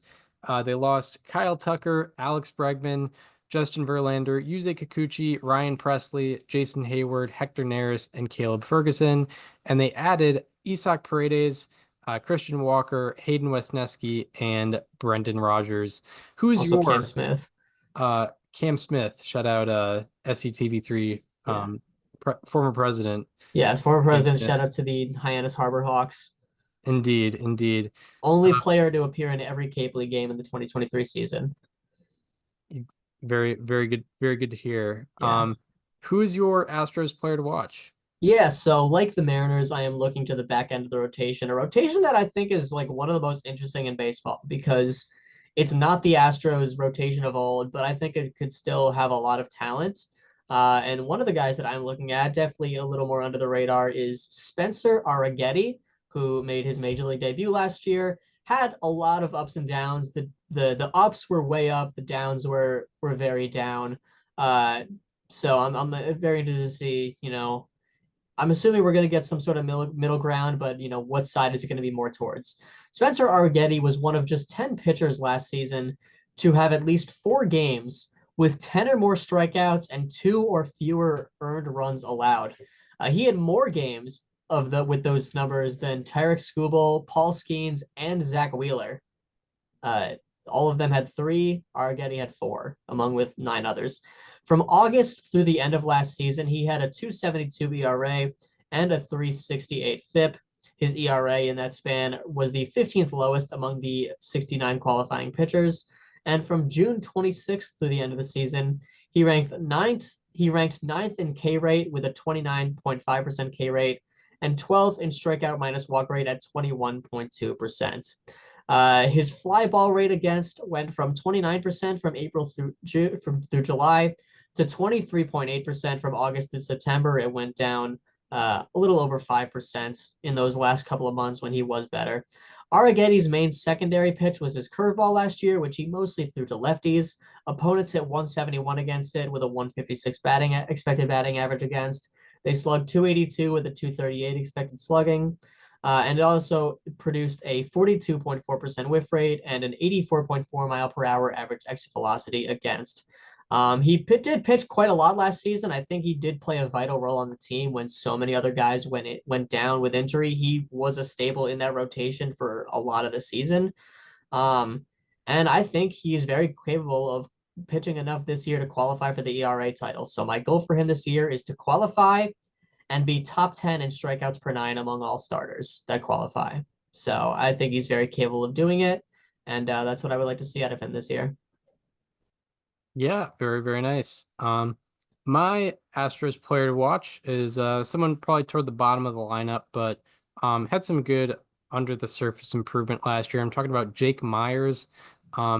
He he's the center fielder for the Astros and kind of mostly known for his defense, but last year he hit 219 with a 646 OPS and 85 OPS plus in 513 plate appearances last year.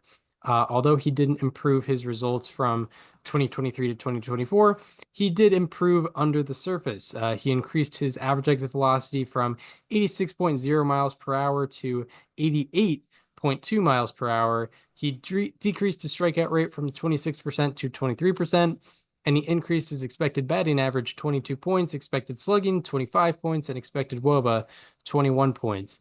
And also on defense, he put up plus 14 outs above average, which ranked 15th among all fielders. And then on the bases, he had a career high in stolen bases and a career high in extra base taken percentage. So yeah, with Jake Myers, he has the potential to be a whole package guy. I think right now he's known primarily as a really good glove and someone with potential on the bases. But my goal kind of just revolves around him being an overall player. So I'm using wins above replacement. Last year he had 2.0 F4. My goal for him this year would be 2.5 F4. And yeah, he's I guess he's on the right side of 30 still, heading into his age 29 season. So he could easily grow a little bit. So yeah, now on to questions. Yeah, so my question, going back to TOPS plus, and you already know what that means, right? Yes. When I'm talking Astros, when I'm talking TOPS plus, there's only one name that can come to mind. Will Isaac Paredes have over or under a 129.5 TOPS plus at home? For reference, he had a 116 to 128 TOPS plus in each season from 2020 through 2023. And then in 2024, he played a bunch of home games at Wrigley Field, which was not very kind to that metric. Yeah, right, exactly. Yeah, that's a fun question for sure. I I'm guess so happy this is happening this year, dude. This is like everything I've ever dreamed of. he's like on the short list of hitters I'm most excited to watch this year, Yeah, but only in like 81 games. only in 81 games. Yeah. The others, I could do without. So yeah, with TOPS plus, him him going on the road to like, some less home run friendly ballparks would also help him. And I That's think a of good point. Angel Stadium is really, really deep in Angel left Stadium is field. brutal to left field. So Yeah. that's 6 or 7 games he'll be playing there. Unfortunate to his TOPS plus, it'll be easier to hit homers against the A's on the Than it road would have last year. than it Yeah. would have last year. So that's another one. Um, what else is Texas and so Seattle. Seattle? True. Yeah, I'm gonna have to go with the over Yes. because Yeah. If you went with the under, it would have been very disappointing. Minute Maid. I think Minute Maid is gonna be Oh, more friendly, Daikin. or excuse me, Yeah, man. Daikin Park. Dykend Park. I think it will be more friendly to him than even Tropicana was because Tropicana, it's 315 down the line, but I think it juts out to a normal left field, whereas the Crawford boxes stay short for a good bit. And Isaac Yeah. Paredes, you don't have to worry about him missing the Crawford boxes. The only thing you have to worry about is him pulling it foul, really, because if you look at his Which, hey, the foul line's at the same place in every park. right. That's the only thing. But I don't worry about him like, oh, we just missed the Crawford boxes and it's a fly out to left center. It's not, I don't think that's gonna happen very often. So yeah, I think I'll If have it's a fun happening in time. Houston, it's going to happen everywhere. Yeah, exactly. So yeah, I think it'll be over 129 and a half Let's go. TOPS plus. So yeah, my question revolves around two pitchers. One of them I think is on the rise. One of them has been a consistent Framer guy. and Hunter Brown. Exactly. Yeah. Who will have a lower FIP, Framber Valdez or Hunter Brown? I'm a big Hunter Brown guy. He was one of the best pitchers in all of baseball for a large period of last year. Obviously, I think they're very similar pitchers. Obviously, Framber's the ground ball guy. We all know this. And therefore he's not going to allow a lot of home runs. I think Brown will allow more home runs, but not that much more. So we're talking who will have a better FIP. I think what was Brown's strikeout numbers looking like when he was on last year? So I think they were like pretty decent. Framber's always been like around like a 8 strikeout per nine kind of guy, right? Yeah, Brown I think was near 10 overall last year. Really? I think it was 9.8. That's quite nice. All right, so he had a really rough April and May, right? Or was it just April? So he had like a 10 ERA at one point. From May to the end of the season, he had a 2.51 ERA, a 3.25 FIP, 155 strikeouts and 147 innings. Yeah, I will give me Hunter Brown on that one All right. Yeah. for sure. Yeah, gotta take the young gun there. Yeah. So yeah, that does it for our penultimate, gotta use that word, penultimate Yes. division preview. And then it's one more division preview, and then Yep. the The season NL technically, Central, yeah, and everyone's favorite division. then the season technically starts, and then we will do our predictions and whatnot. And then yeah, season starts. Wonderful. So yeah, that does it for the American League West. Right. Yeah. Yeah. We got the NL Central this upcoming week. And but yeah, that's not the end of the show because we do have 15 players to reveal. I know we said last week that we were revealing all 25, but we're just gonna They tease you a little lied. bit. We lied. Yeah, sorry I guys. lied. Really, I lied. Chris was all in on doing 25 through 11 last week. And then I came to him yesterday. I was like, it'd be a great idea if we do 25 through 11. He was like, Daniel, that's a great idea. I think, like, I'm really glad you thought of that. I think we should do that. Exactly, Yeah. exactly. But yeah, so if you're curious about our 50 through 26, feel free to check that episode out. But if not, magically the list will appear right in front of our faces. Here they are. 26 through Wow. 50. Wow. He really put Patrick Bailey there. I did. Wow. Yes. I can't believe they are putting Martin Maldonado in the top 25. Interesting.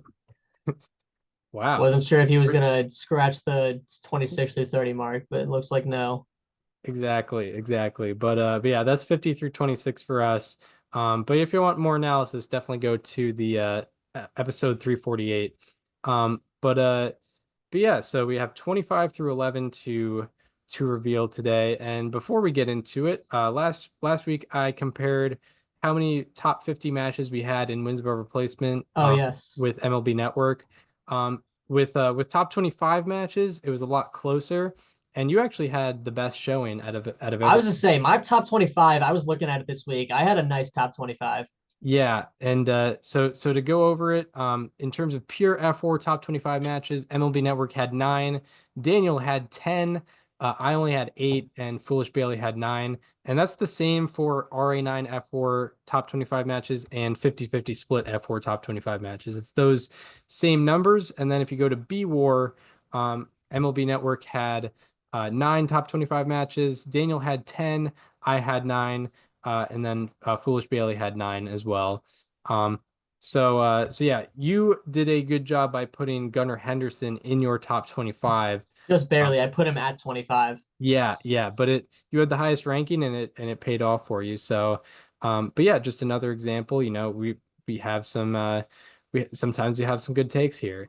But yeah, now we can get into our lists. And this week, Daniel suggested last week we revealed 5 at a time and broke down 2. This week we're revealing 3 at a time and doing a full breakdown on 2 as well. So yeah, what is your 25 through 23? Yeah, so at number 25, I have Fernando Tatis Jr., who I put at number 15 last year. One of just 4 returners from my list entirely last year that I will be revealing today. At number 24, I have William Contreras. I was a doubter last year, and he doubled down on everything that I didn't think was sustainable. So he forced me to put him on the list, and I believe you had him at 26 last week. So we are only separated by 2 spots on William Contreras. Who, yeah, I mean, I was concerned about the ground ball rate. It didn't matter. He hit a ton on ground balls. I do think he could be better by hitting more in the air, especially because he is one of the best hitters when it comes to fly balls and line drives. He had like a 98 mile per hour average exit velocity on them. On top of that, the defense was still very strong, although it did take a step back from last year. He was still, I mean, he, put up a 5-win season from the catcher position, and amazingly has become the best player in a trade that the Brewers were not even a top 2 player in. How did that happen? Yeah, man, that's Like the Brewers were like just a throw-in team in a 3-team trade, and they ended up with the best player and also trading away the least. yeah. Shout out David Stearns for that. Yeah. Really set them up really well. And the funny thing was it was a trade centered around a catcher. And Yeah, the best exactly. catcher in the trade went to the Brewers. Pretty wild. Anyway, he's my number 24, and at number 23, I have the other catcher, Cal Raleigh. So talking first about Fernando Tatis Jr. It was obviously I was hoping to see he was my MVP pick last year, and I was hoping to see a big 2021 like resurgence from him, but it just didn't happen. And the reason for that is because 36.2% of fly balls and line drives that he hit were hit to the opposite field, which was a 13% increase over his 2021 mark. Obviously, Tatis is certainly a guy that has plenty of opposite field power. He's more than capable of hitting it out that way. But just by nature, the more you hit it out there, you're not going to find a lot of power compared to if you hit it to the pull side at that same rate. When you pull it less, you have a less chance of hitting it out or hitting for a double or whatever. And that's what Tatis did a little more of. And I think that's part of why we didn't see that big resurgence. But what we did see was an average exit velocity of 97.6% on fly balls and line drives, the 8th highest among all qualifiers last year. We also saw Fernando Tatis Jr. join Juan Soto as the only qualifying hitters to be in the 80th percentile or higher in average bat speed and squared up rate. Those things are mutually exclusive. You're not supposed to be able to do both of them because the way that squared up rate works, it very much favors guys with lower average bat speeds to succeed in that stat more. Fernando Tatis Jr. bypasses it and does extraordinarily well in both, and is one of very, very few players to do so. His barrel rate also went up from 3.5% between 2023 and 2024, tied for the 10th highest, steepest increase among all qualifiers. So Fernando Tatis Jr., I'm still hopeful for some sort of better season than we've seen the last couple of years from him since coming back from the suspension plus injury. I don't know if we're ever going to see 2021 again, but I would be happy to do so. Regardless, he is staying in my top 25. He is an outstanding player. At number 23, of course, is Cal Raleigh, who I put as my number one catcher this year. 18.3% of all pitches that Cal Raleigh saw last year were changeups, which was tied for the highest ranking among the 521 hitters to see at least 200 total pitches, and he saw 2,500. So, that's quite the non-cherry pick there. So, a weirdly high diet of changeups against him, and he fared pretty well for a guy that does swing and miss a lot, especially on breaking balls and off speeds. He had a 0.4 run value per 100 against changeups, so he was above the average on changeups for a pitch that he saw pretty much more than anyone else, really in baseball. Cal Raleigh's strikeout rate also went from 35.3% from March through May to just 24.8% in June through September. If he can actually keep something like that for a full season, I might move him up this list because a strikeout rate around the league average with everything else that Cal Raleigh does would make him even better than the 23rd best player in the game, in my opinion. Like anyone else in Seattle, he did, struggle a little more at home to get the ball out of the yard, but still did pretty well. His home run rate on fly balls was 17.2% at home and 28.4% on the road. And additionally, I talked earlier about how I think Cal Raleigh is the perfect example of a hitter becoming the best version of himself.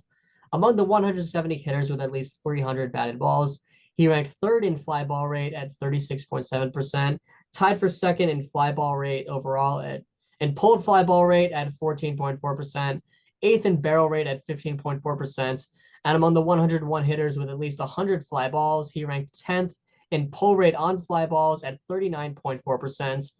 Cal Raleigh's a big dude. He's a catcher. He's not a guy that you're expecting to hit 300, to hit for contact. He's a power hitter, and he does exactly what he should do as a power hitter, and that's how he gets the best version of his own offensive capabilities out of him. And for that, he is a borderline top 20 player for me. Yeah. So yeah, that is Fernando Tatis Jr., William Contreras, and Cal Raleigh. We have our second full overlap because my 25 is also Fernando Tatis Jr. Fernando Tatis Jr. was my number 24 last year, so he only moves down one spot for me. And with him, I expect similar hitting numbers with better defense and base running because his defense went down quite a bit and his base running was also not as productive, but I expect both of those to just kind of balance out. I could easily see another 2020 season where he contends for a Gold Glove. So that's definitely top 25 for me. And then my number 24 is Jackson Chourio, who's not on my list last year. And my number 23 is Jarren Duran, who was not on my list last year either. So yeah, talking about Jackson Chourio, I obviously am very, very high on him. I think you had him 40, and I think MLB Network also had him 40. So I'm definitely kind of jumping the gun on him. But with him, he's heading into his age 21 season. In his final 81 games last year, he hit 309 with a 903 OPS and also stole 14 bases. And he also ranked 12th among all players, among all position players in F4 in that span, and among 146 qualifiers in that span, his average ranked 9th and OPS ranked 11th. And out of 153 hitters to see 1,000 plus pitches in that span, Chourio's expected batting average ranked 8th and expected WOBA ranked 17th, which is nearly top 10%. So with Jackson Chourio, he struggled to start the year and he ended up not having, he put up 3.9 F4 last year, which was definitely not a top 25 season last year. But with him, I'm really looking at how he ended the year. And with younger guys, I do tend to value that more because, he was kind of getting his feet under him to start the year and finally kind of developed into a really, really productive overall player, whether that be hitting, defense, or base running. So if he keeps up what he did in his final 81 games, I think he's like an MVP candidate, or at least like a candidate to be a finalist for MVP. So yeah, Jackson Chourio is my number 24. Now on to Jarren Duran, my number 23. He ranked 7th in all of baseball in F4 last year, and he ranks 20th over the last 2 years, despite not really playing that much of a full season in 2023. He ranked 3rd in all of baseball in BSR last year and 10th in stolen bases. And part of what brought his BSR up was he was 2nd in all of baseball in extra base taken run value, according to StatCast. So just in layman's terms, he was an excellent base runner last year, and that made him a really, really productive player. He also had quality increases in average exit velocity and barrel rate, and a quality decrease in strikeout rate, which led to him having a 129 OPS plus, and also the league lead in both doubles and triples. And, with Jarren Duran, it wasn't a completely random offensive burst, as he did have a 121 OPS plus in 2023. It was just about half the sample size. But what was random with Jarren Duran was him putting up plus 12 defensive run value while playing mostly center field. I mean, that's an excellent rate, but we'll see that if he keeps that up. I don't know if he necessarily does, and even if he does put up plus 12 defensive run value, he's probably not going to be playing as much center field this year, which will bring down his wins above replacement. But yeah, I would say he definitely had much better than the 23rd best season in baseball last year. I just need to see him repeat success to move him higher, and I still expect him to have a top 25 season in baseball this upcoming year. So yeah, now on to your 22 through 20. Yes. So at my number 22, I have Matt Chapman. You did a full breakdown on him last week, so I decided to choose the other two players I have on this version of the list. At number 21, I have Elly De La Cruz. By the way, Matt Chapman, obviously a stellar defensive third baseman, his best year offensively and defensively since 2019. And, a really good end of the season as well. So really hoping to see him do that again with the Giants. 21, Elly De La Cruz. Number 20, Jarren Duran. So we are just a few spots separated on him. For Elly De La Cruz, who I put in my number 21, since his major league debut on June 6th of 2023, he trails only Corbin Carroll in BSR. That's why I threw him out there earlier. And he also ranks 9th in defensive runs above average. So, in terms of the non-offensive stuff, he's been a top 10 player ever since his major league debut. And obviously the offense can be very shaky at times with the strikeout rate, but I want to talk about what happens when he does make contact, because that is very fun. Elly De La Cruz's barrel rate went from 28.9% in 2023 to 34% in 2024. Additionally, he became a lot better at hitting fastballs last year, more specifically four-seamers. His slugging percentage against four-seamers rose 87 points from 2023 to 2024. Additionally, and I think this is very important because it's very much in his control, Elly's average bat speed went from 74.7% from March through July of last year to 76 miles per hour, not percent, from August through September. His fast swing rate went from 50.2 before that span to 60.2 in that span. So he's obviously a very dynamic player. He hits the base, he runs the bases very well and plays defense at a premier position, just about as well as anybody else in the league. And obviously when he's on, he is one of the most fun players to watch. And he has some time where he's not on, and that's that is what it is. But he was on a lot more than he wasn't last year, at least compared to 2023 standards. So I fully expect if we can get a full season of maybe not peak Elly De La Cruz, but at least close to it, we could see another rise on this list. And one of the most electric seasons that we've ever seen, especially with some of the new trends offensively in base running. And my number 20 is Jarren Duran. You just did a full breakdown on him, so I will do another one, but I'll keep it brief. Duran's average exit velocity on fly balls went from 90.3 miles per hour in 2023 to 94.1 miles per hour in 2024. That was, that helps him get a lot more doubles, a lot more home runs. He goes the opposite way a lot, so a lot of balls off the monster. And that was, helping him take a lot of extra bases because he's a good base runner. His barrel rate on fly balls also went from 5.6% to 11.4% between the last two seasons. You mentioned the jump in defense. His success rate on defense last year, went from 90% in 2023 to 93% in 2024, which was outstanding.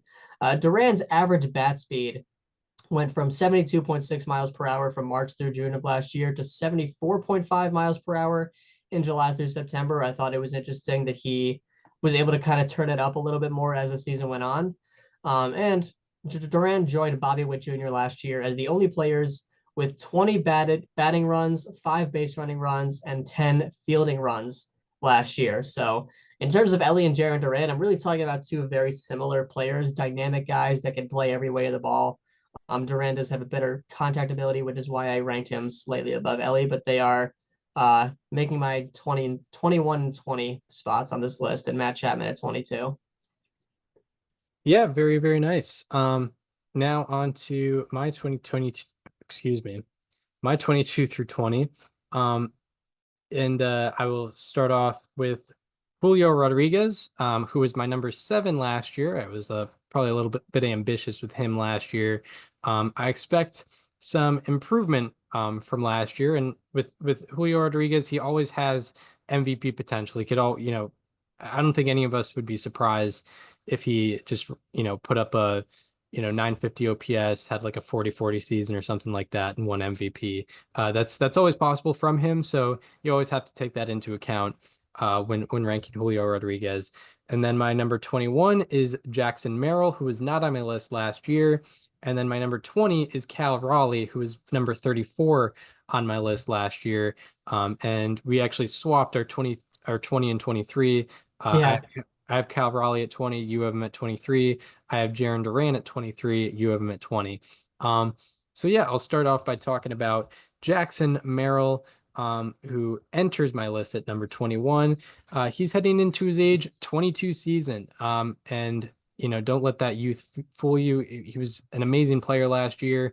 And in fact, in his final 93 games of the season last year, he hit 307, slugged 594 with a 934 OPS. And out of 144 qualifiers in that span, he ranked 6th in slugging and 8th in OPS. Overall, in that span, in that 93 game span, he ranked 6th in FWAR. And then also out of 189 hitters to see 1,000 plus pitches in that span, he ranked 6th in expected slugging and 10th in expected WOBA. He also ranked top 25 in BSR in that span, and throughout the year put up plus 10 fielding run values. So he does it in all 3 phases of the game: hitting, defense, and base running.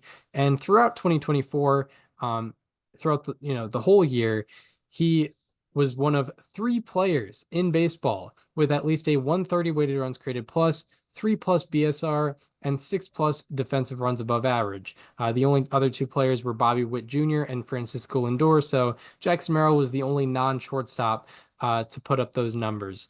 130 weighted runs created plus, 3+ BSR, and 6+ defensive runs above average. So he showed some real excellence last year, both on the surface and under the surface, because his expected WOBA was, I think, in the 94th percentile. Expected slugging was 96th percentile throughout the year. So he was excellent, especially in the final about 4 months of the year as well. So he gets my number 21 spot, and my number 20 is Cal Raleigh.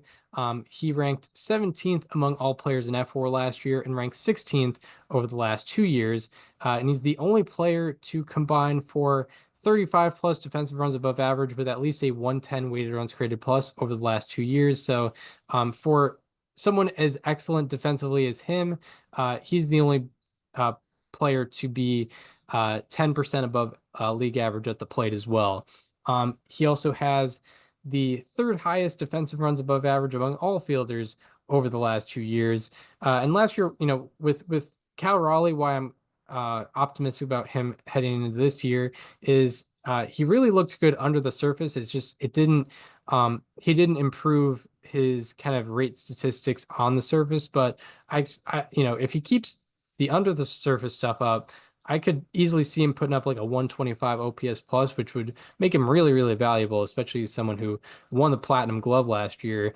Because he put up career highs in all expected numbers and average exit velocity in 2024, and also put up the 10th highest rate of fly balls being pulled out of 101. So, with him having as high a pulled fly ball rate as he does, you would expect him to outperform his expected metrics, and his expected metrics were at a career high last year. So that's why, I'm seeing some great potential out of Cal Raleigh, and why I have him at number 20. Shout out to MLB Network. They might have had him in the 60s or something. I don't know why they're so anti Cal Raleigh, but they, Yeah. they really need to get on their Cal Raleigh kick, because he's in both B War and F War. He was really good last year, so I don't get it. But yeah, that's my 22 through 20. On to your 19 through 17. Yeah, speaking of players that MLB Network doesn't like, I have Wyatt Langford in my number 19 spot. MLB Network put him at 97, which, hey, I get it. I don't know where you would have put him. I know he's not on your list, and I didn't expect him to be on your list even before we did the left field list, and that's all right. I'm the Wyatt Langford guy this year. I've made that very known. I put him number 1 on my left field list.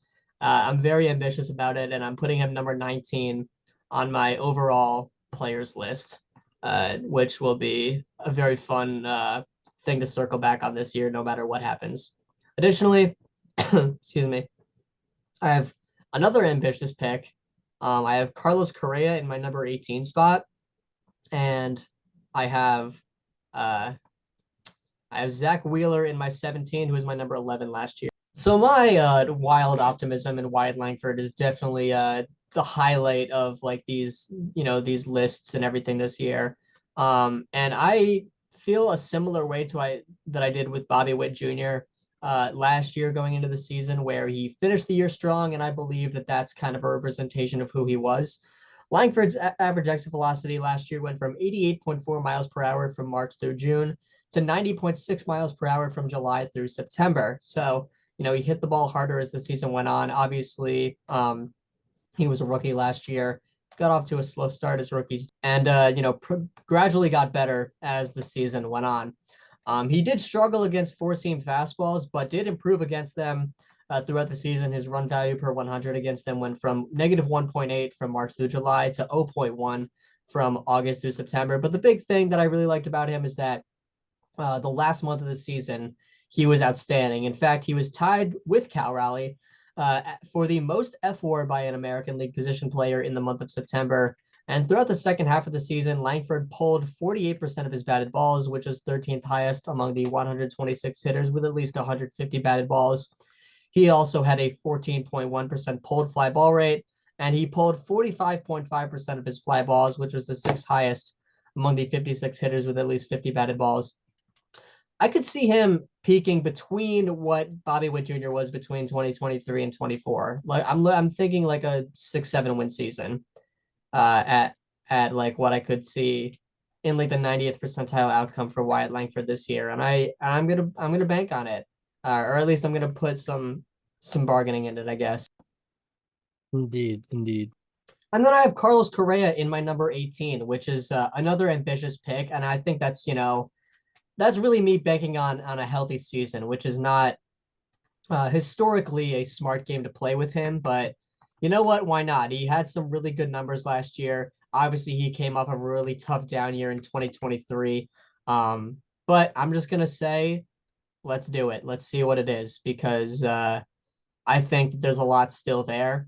And going into it more specifically, the things that I liked about Correa last year was that he had a 27.1% line drive rate in 2024, which was his highest since 2016. Obviously, line drives are always good for everyone. He posted a 3.5 run value per 100 against all breaking balls last year, which was the highest among the 261 hitters with at least 400 total breaking balls seen, the very highest. He hit 319 and slugged 621 against all breaking balls last year. Also, Correa became a lot more aggressive last year. He swung at 33.5% of first pitches, which was nearly 6.6% higher than his previous career high. And when doing so, he hit 444 and slugged 667 on first pitches that he swung at. Additionally, he had a 22.1% whiff rate against them. And of course, no analysis is complete without talking about pulling fly balls. Carlos Correa pulled 36.7% of his fly balls last year, which is a career high by over 6%. He also posted the lowest strikeout rate and his lowest whiff rate of his career in 2024. So, if he's healthy, I think we can literally see another peak Correa season, kind of what we saw from him late in those Astros years. I think he's very much got something still in the tank. And then Zach Wheeler is my number 17 spot. You know exactly what it is with Zach Wheeler. He's been the best pitcher in the game for the last several years and continued to be one of those guys in 2024. He has a good fastball. He doesn't get a lot of hard contact against him. In fact, he's quite good with weak contact, gets the ball on the ground a decent amount. And 17 feels like a very standard position to put him. So on to my 19 through 17. At my 19, I have Vladimir Guerrero Jr., who was not on my list last year. I think he ranked 13th among all players in F4 last year. So he had better than the 19th best season last year. And yeah, he had a great offensive year. 165 OPS plus, I believe. With me, I need to see some repeated success and or better defense to move him up. Because I could easily see him being a top 10 player next year, but I need to see him, either get that outs above average up or just be at that same level offensively to move him up next year. That leads to my number 18, who is Bryce Harper, who I had just above Vladimir Guerrero Jr. on the first base list. He was my number 29 last year on the top 50. And then my number 17 is Corbin Carroll, who was my number 10 last year. So with Bryce Harper, I move him up, but I think it's more just regret in having him as low as I did last year. But he is one of 4 players to put up at least a 140 OPS plus in or higher in 400 plus plate appearances each of the last 4 years. Bryce Harper is one of 4 players to do that. The other 3 are Aaron Judge, Shohei Ohtani, and Juan Soto. Also, Bryce Harper, out of 114 qualifiers over the last 2 years, ranks 7th in on-base percentage and 10th in OPS. And then in his first year playing first base last year, he put up +8 outs above average and ranked 3rd in the category at the position. He did have 8-year lows in barrel rate, expected WOBA, and expected slugging, but I expect him to improve those numbers this year. I just don't think he's fading off quite yet. He's only in his age 32 season, so I don't expect heavy regression to start quite yet. And although he hasn't been at peak dominance lately, he's always a threat to win MVP. So I feel like I have to kind of account for that in my ranking, because I remember, heading into, in 2021, I didn't expect him to have that season, but he did. So he's always kind of that threat. He always shows that he can be an elite hitter, and he is an elite hitter, but he's always shown that he can be one of the best hitters, top 4 or 5 hitters in a season. So I am accounting for that with this ranking. And then my number 17, Corbin Carroll. I was really high on him last year, maybe a little bit too ambitious, but he ended up having a pretty quality season. He had a really bad first 2 months of 2024, and then he ranked 11th among all position players in F4 in his final 98 games. In those 98 games, Corbin Carroll hit .256, slugged .522 with an .871 OPS. And his OPS in those 98 games was within 3 points of his 2023 OPS. His WOBA was within 2 points of his 2023 WOBA, and his expected WOBA was the exact same as his 2023 expected WOBA. He also, so kind of what I'm saying with that is, in those final 4 months of the year, he was on the same pace as he was in that rookie season where he was a top 5 MVP finisher. So, if he just stays at that level, he can be a top 5 MVP finisher once again. With Corbin Carroll, he also led the league in BSR for the second year in a row last year. And over the last 2 years combined, no one is within 7 BSR of Corbin Carroll. He has, I think, over 23. The next best has around 16. And with Corbin Carroll, like just kind of analyzing, I don't know if he'll get back to that 2023 level this year, but I think he will be closer to that than his 2024 season. So that puts him at number 17 for me. Now on to your 16 through 14. I did the classic Zoom professor thing in the year 2025. That's so embarrassing. Oh boy. I was muted and didn't realize it. Um, so at my number 16, this is where I put Vladimir Guerrero Jr. So we're what, 3 spots removed on him. At number 15 is where I put Corbin Carroll, who was my number 13 last year. And number 14 was Yordan Alvarez, who was my number 8 last year.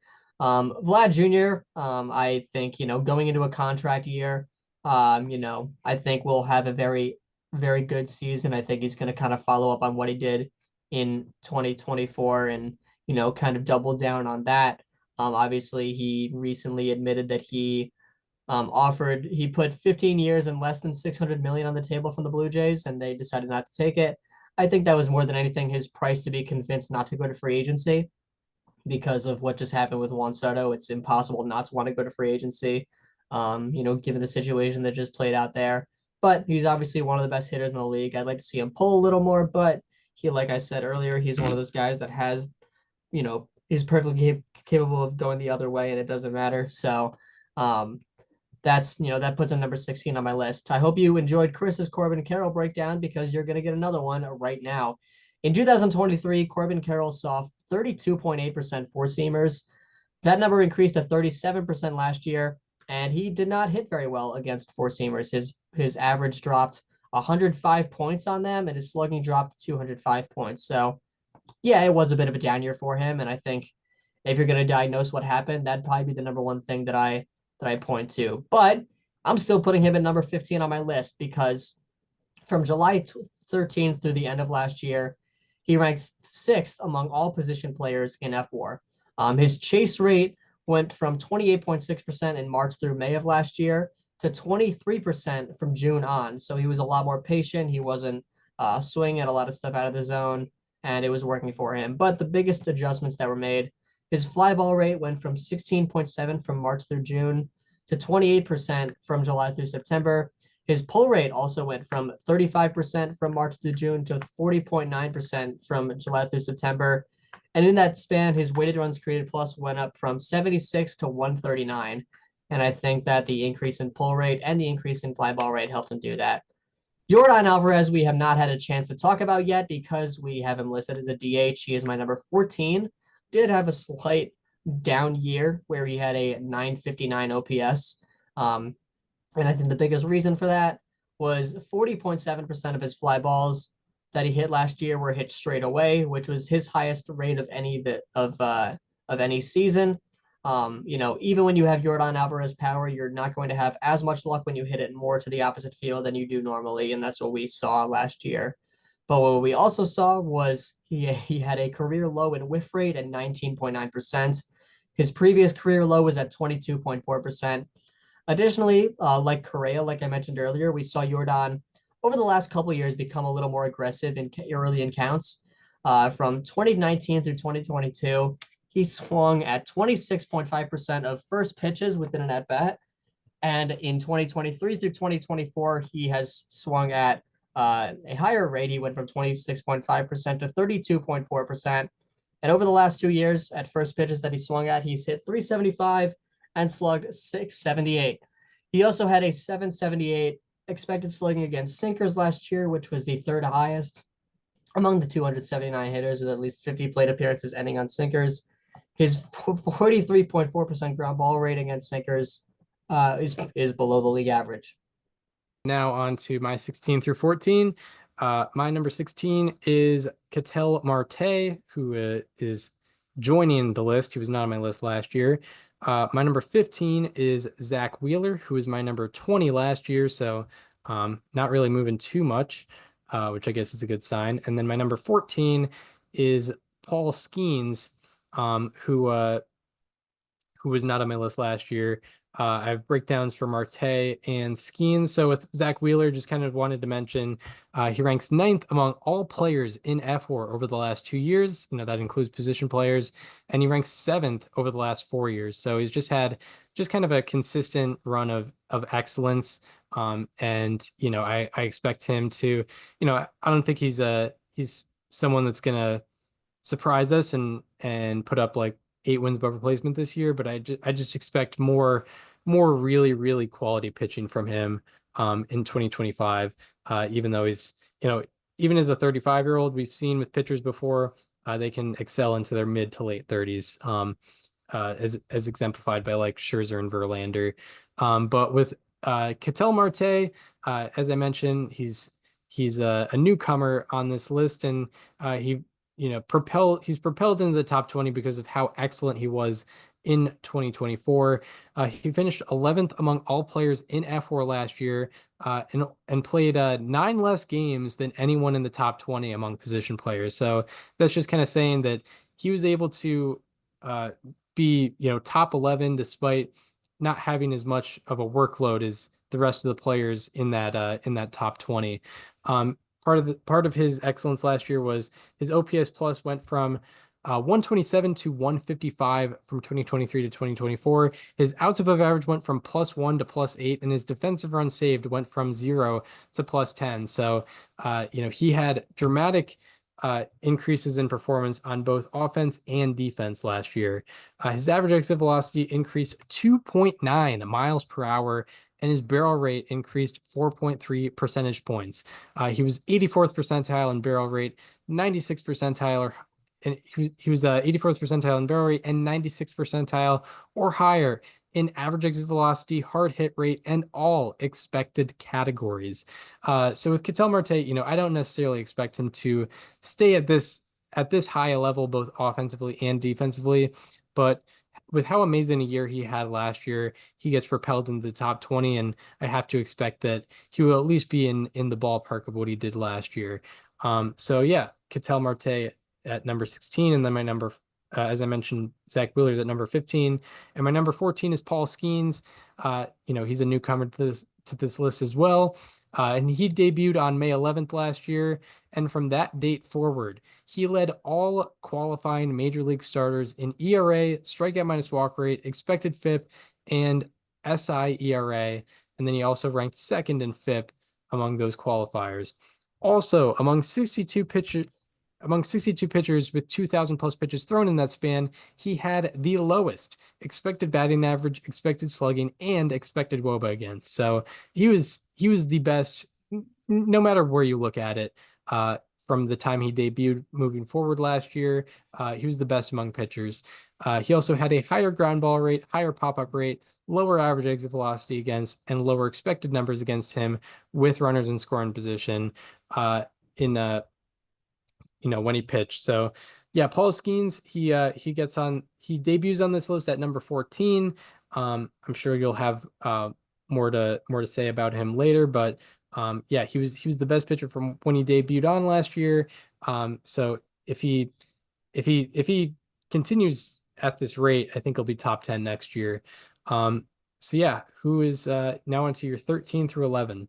Yeah, my final batch of players in this episode. So at number 13, I have Tarek Skubal, who obviously is the reigning American League Cy Young winner.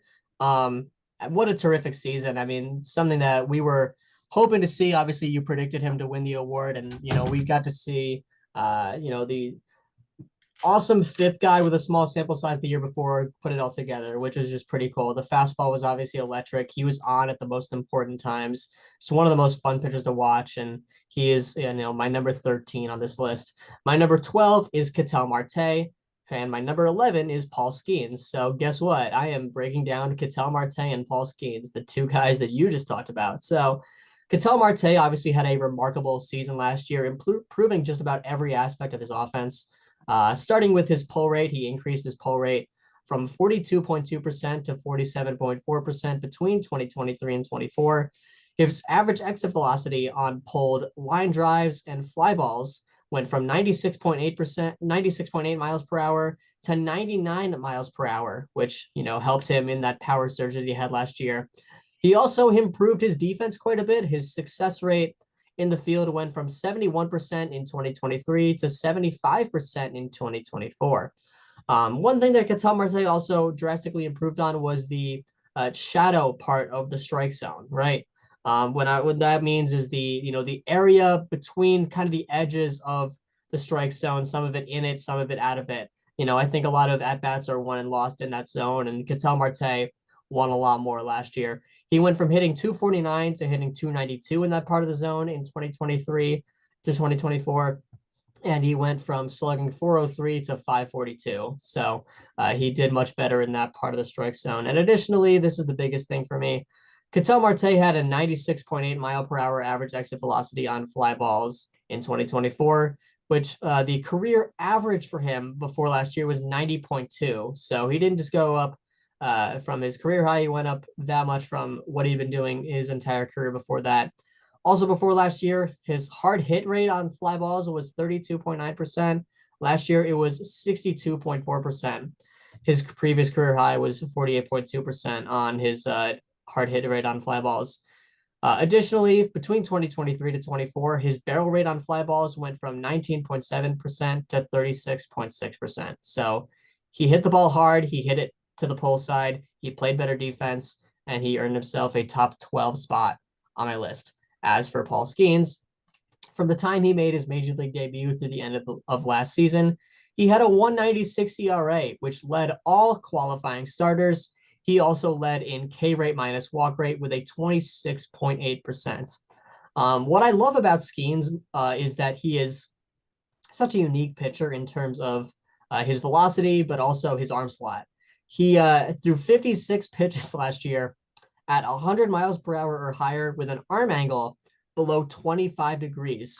For reference, the average arm angle for a 100 mile per hour pitch in Major League Baseball is 40 degrees, and Paul Skeens did it at 23 degrees for his average. So like I mentioned, Paul Skeens threw 56 pitches, 100 miles per hour, and an arm slot and an arm angle below 25 degrees.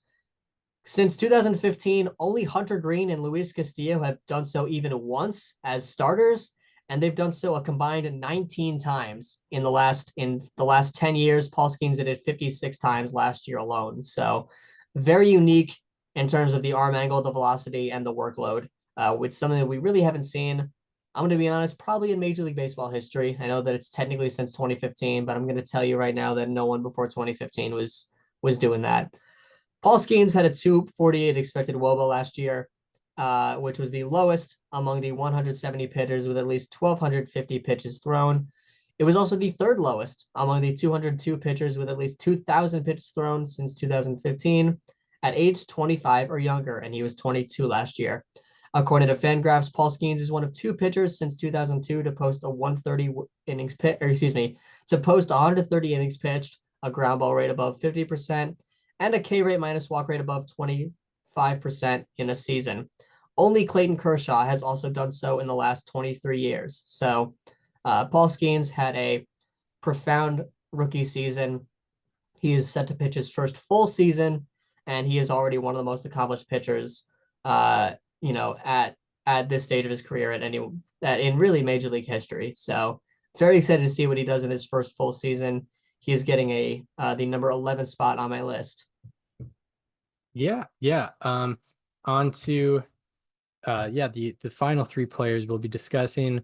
My number 13 is Yordan Alvarez, who's in my number 6 spot last year. He's your number 14, so we're only a spot off on Yordan Alvarez. My number 12 is Elly De La Cruz, who's debuting on this list. Have a good bit of faith in him. And then my number 11 is Kyle Tucker, who was my number 23 last year. And he's coming off his best season on a rate basis, both on and under the surface. He had never performed up to that level on a rate basis in his career. Put up a 181 OPS plus last year. With him, I think over a full season, he would have come back down to earth at least a little bit. but I expect this year, him to have an OPS plus around like 160 and about 20 stolen bases, which is I think there's a good argument to put him top 10. I am just outside the top 10 at number 11. And also there's the obvious narrative, it's a contract year for him too. But yeah, I'll be breaking down Yordan Alvarez and Elly De La Cruz, starting with Alvarez, because as we mentioned, he's a DH, so we didn't talk about him on the positional rankings at all.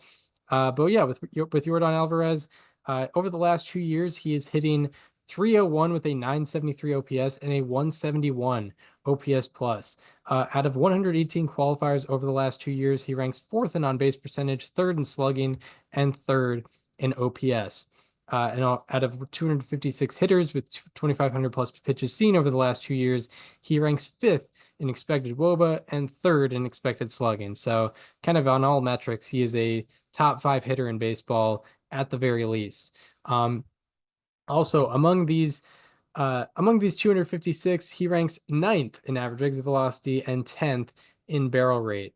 Why I brought him down the list is because he's a year further removed from his career year, where he had a 188 OPS plus that year. So he's a year removed further from that. So I guess because his peak was not quite as recent, I bring him down the list a little bit. But and also he's coming off a career low in barrel rate and a 5-year low in average exit velocity, as well as 3-year lows in expected slugging and expected WOBA. So he's kind of faded off a little bit. He's still been a top 5 hitter in baseball, but he hasn't been, last year I probably would have said he's a top 2 hitter in baseball, but now I would take him out of that category. So but even still, as a top 5 and potentially top 3 hitter in the game, I expect another great season out of him, and I expect him to be, 13th best in baseball. So I still expect him to be an excellent player this year. On to my number 12, who is Elly De La Cruz. He ranked 9th among all position players in F4 last year, despite only being in his age 22 season.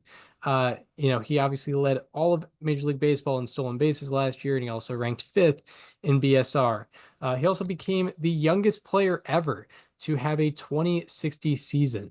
And then under the surface, more analytical, what makes me optimistic about him for the future is he had significant decreases in a significant decrease in ground ball rate and a significant increase in both fly ball rate and barrel rate.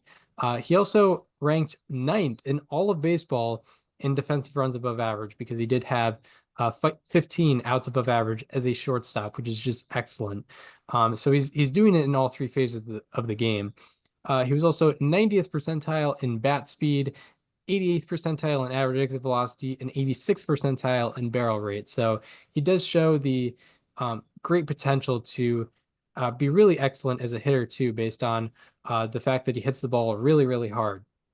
So just given his potential to break out even further, because he's someone where I know there were 2 players that had a 10-win season last year. I would not be surprised if he was able to do that. I'm not saying that he will do that, but I would not be that surprised if he was able to put up a 10-win season this year. I would expect, probably somewhere between like 5 and 7 this year, which would be top 12 for me. But given his potential to break out even further, I feel like I have to put him this high, because he's one of those players that the possibilities are kind of endless with him. So yeah, Elly De La Cruz gets my number 12 spot. And yeah, Kyle Tucker got my number 11, who I already talked about. But yeah, that does it for 25 through 11. We have, I believe we have 9 overlaps in the top 10. Yeah, unless we decide to throw a curveball. But yes, most likely 9 overlaps. But yeah, did we want to just review who we had at 25 through 11? I would love to. So at number 25, I had Fernando Tatis Jr. Number 24, William Contreras. Number 23, Cal Raleigh. Number 22, Matt Chapman. Number 21, Elly De La Cruz. Number 20, Jarren Duran. Number 19, Wyatt Langford. Number 18, Carlos Correa. Number 17, Zach Wheeler. Number 16, Vladimir Guerrero Jr. Number 15, Corbin Carroll. Number 14, Yordan Alvarez. Number 13, Tarek Skubal. Number 12, Ketel Marte. And number 11, Paul Skeens. Yeah, my number 25 is Fernando Tatis Jr., number 24, Jackson Chorio, number 23, Jarren Duran, 22, Julio Rodriguez, 21, Jackson Merrill, 20, Cal Raleigh, 19, Vladimir Guerrero Jr., 18, Bryce Harper, 17, Corbin Carroll, 16, Ketel Marte, 15, Zach Wheeler, 14, Paul Skeens, 13, Yordan Alvarez, 12, Ellie De La Cruz, and 11, Kyle Tucker. So yeah, we next week we will reveal the top 10, what we think are the top 10 players in baseball for 2025. Yeah, fun stuff. Yeah, and that shall do it for this installment of Above Replacement Radio. We hope you enjoyed this one. If you're listening on Apple Podcasts or Spotify and want to watch the conversation as it happens, go to the YouTube channel. It is called Above Replacement Radio. And feel free to check out all the fun features like the guest playlists. We've had Matt Brash on from the Seattle Mariners. He's making a comeback this year. We most recently had Anthony Castrovins of MLB.com on. We've also had Chris Rose, Jeff Passan, Sarah Langs, Mike Petriello, Foolish Bailey, Mark Simon ×4, among others. So go check out the guest playlist, and also follow us on social media. Follow me on Twitter at Chris_Gianta. Follow Daniel on both Twitter and Instagram at Daniel_Curran, and follow the show Instagram at Above Replacement Radio for all the show needs. We hope you enjoyed this one, and we will see you next time, where we will be doing the bold predictions draft with Nico Fasella and Rob Dickey. We will see you then.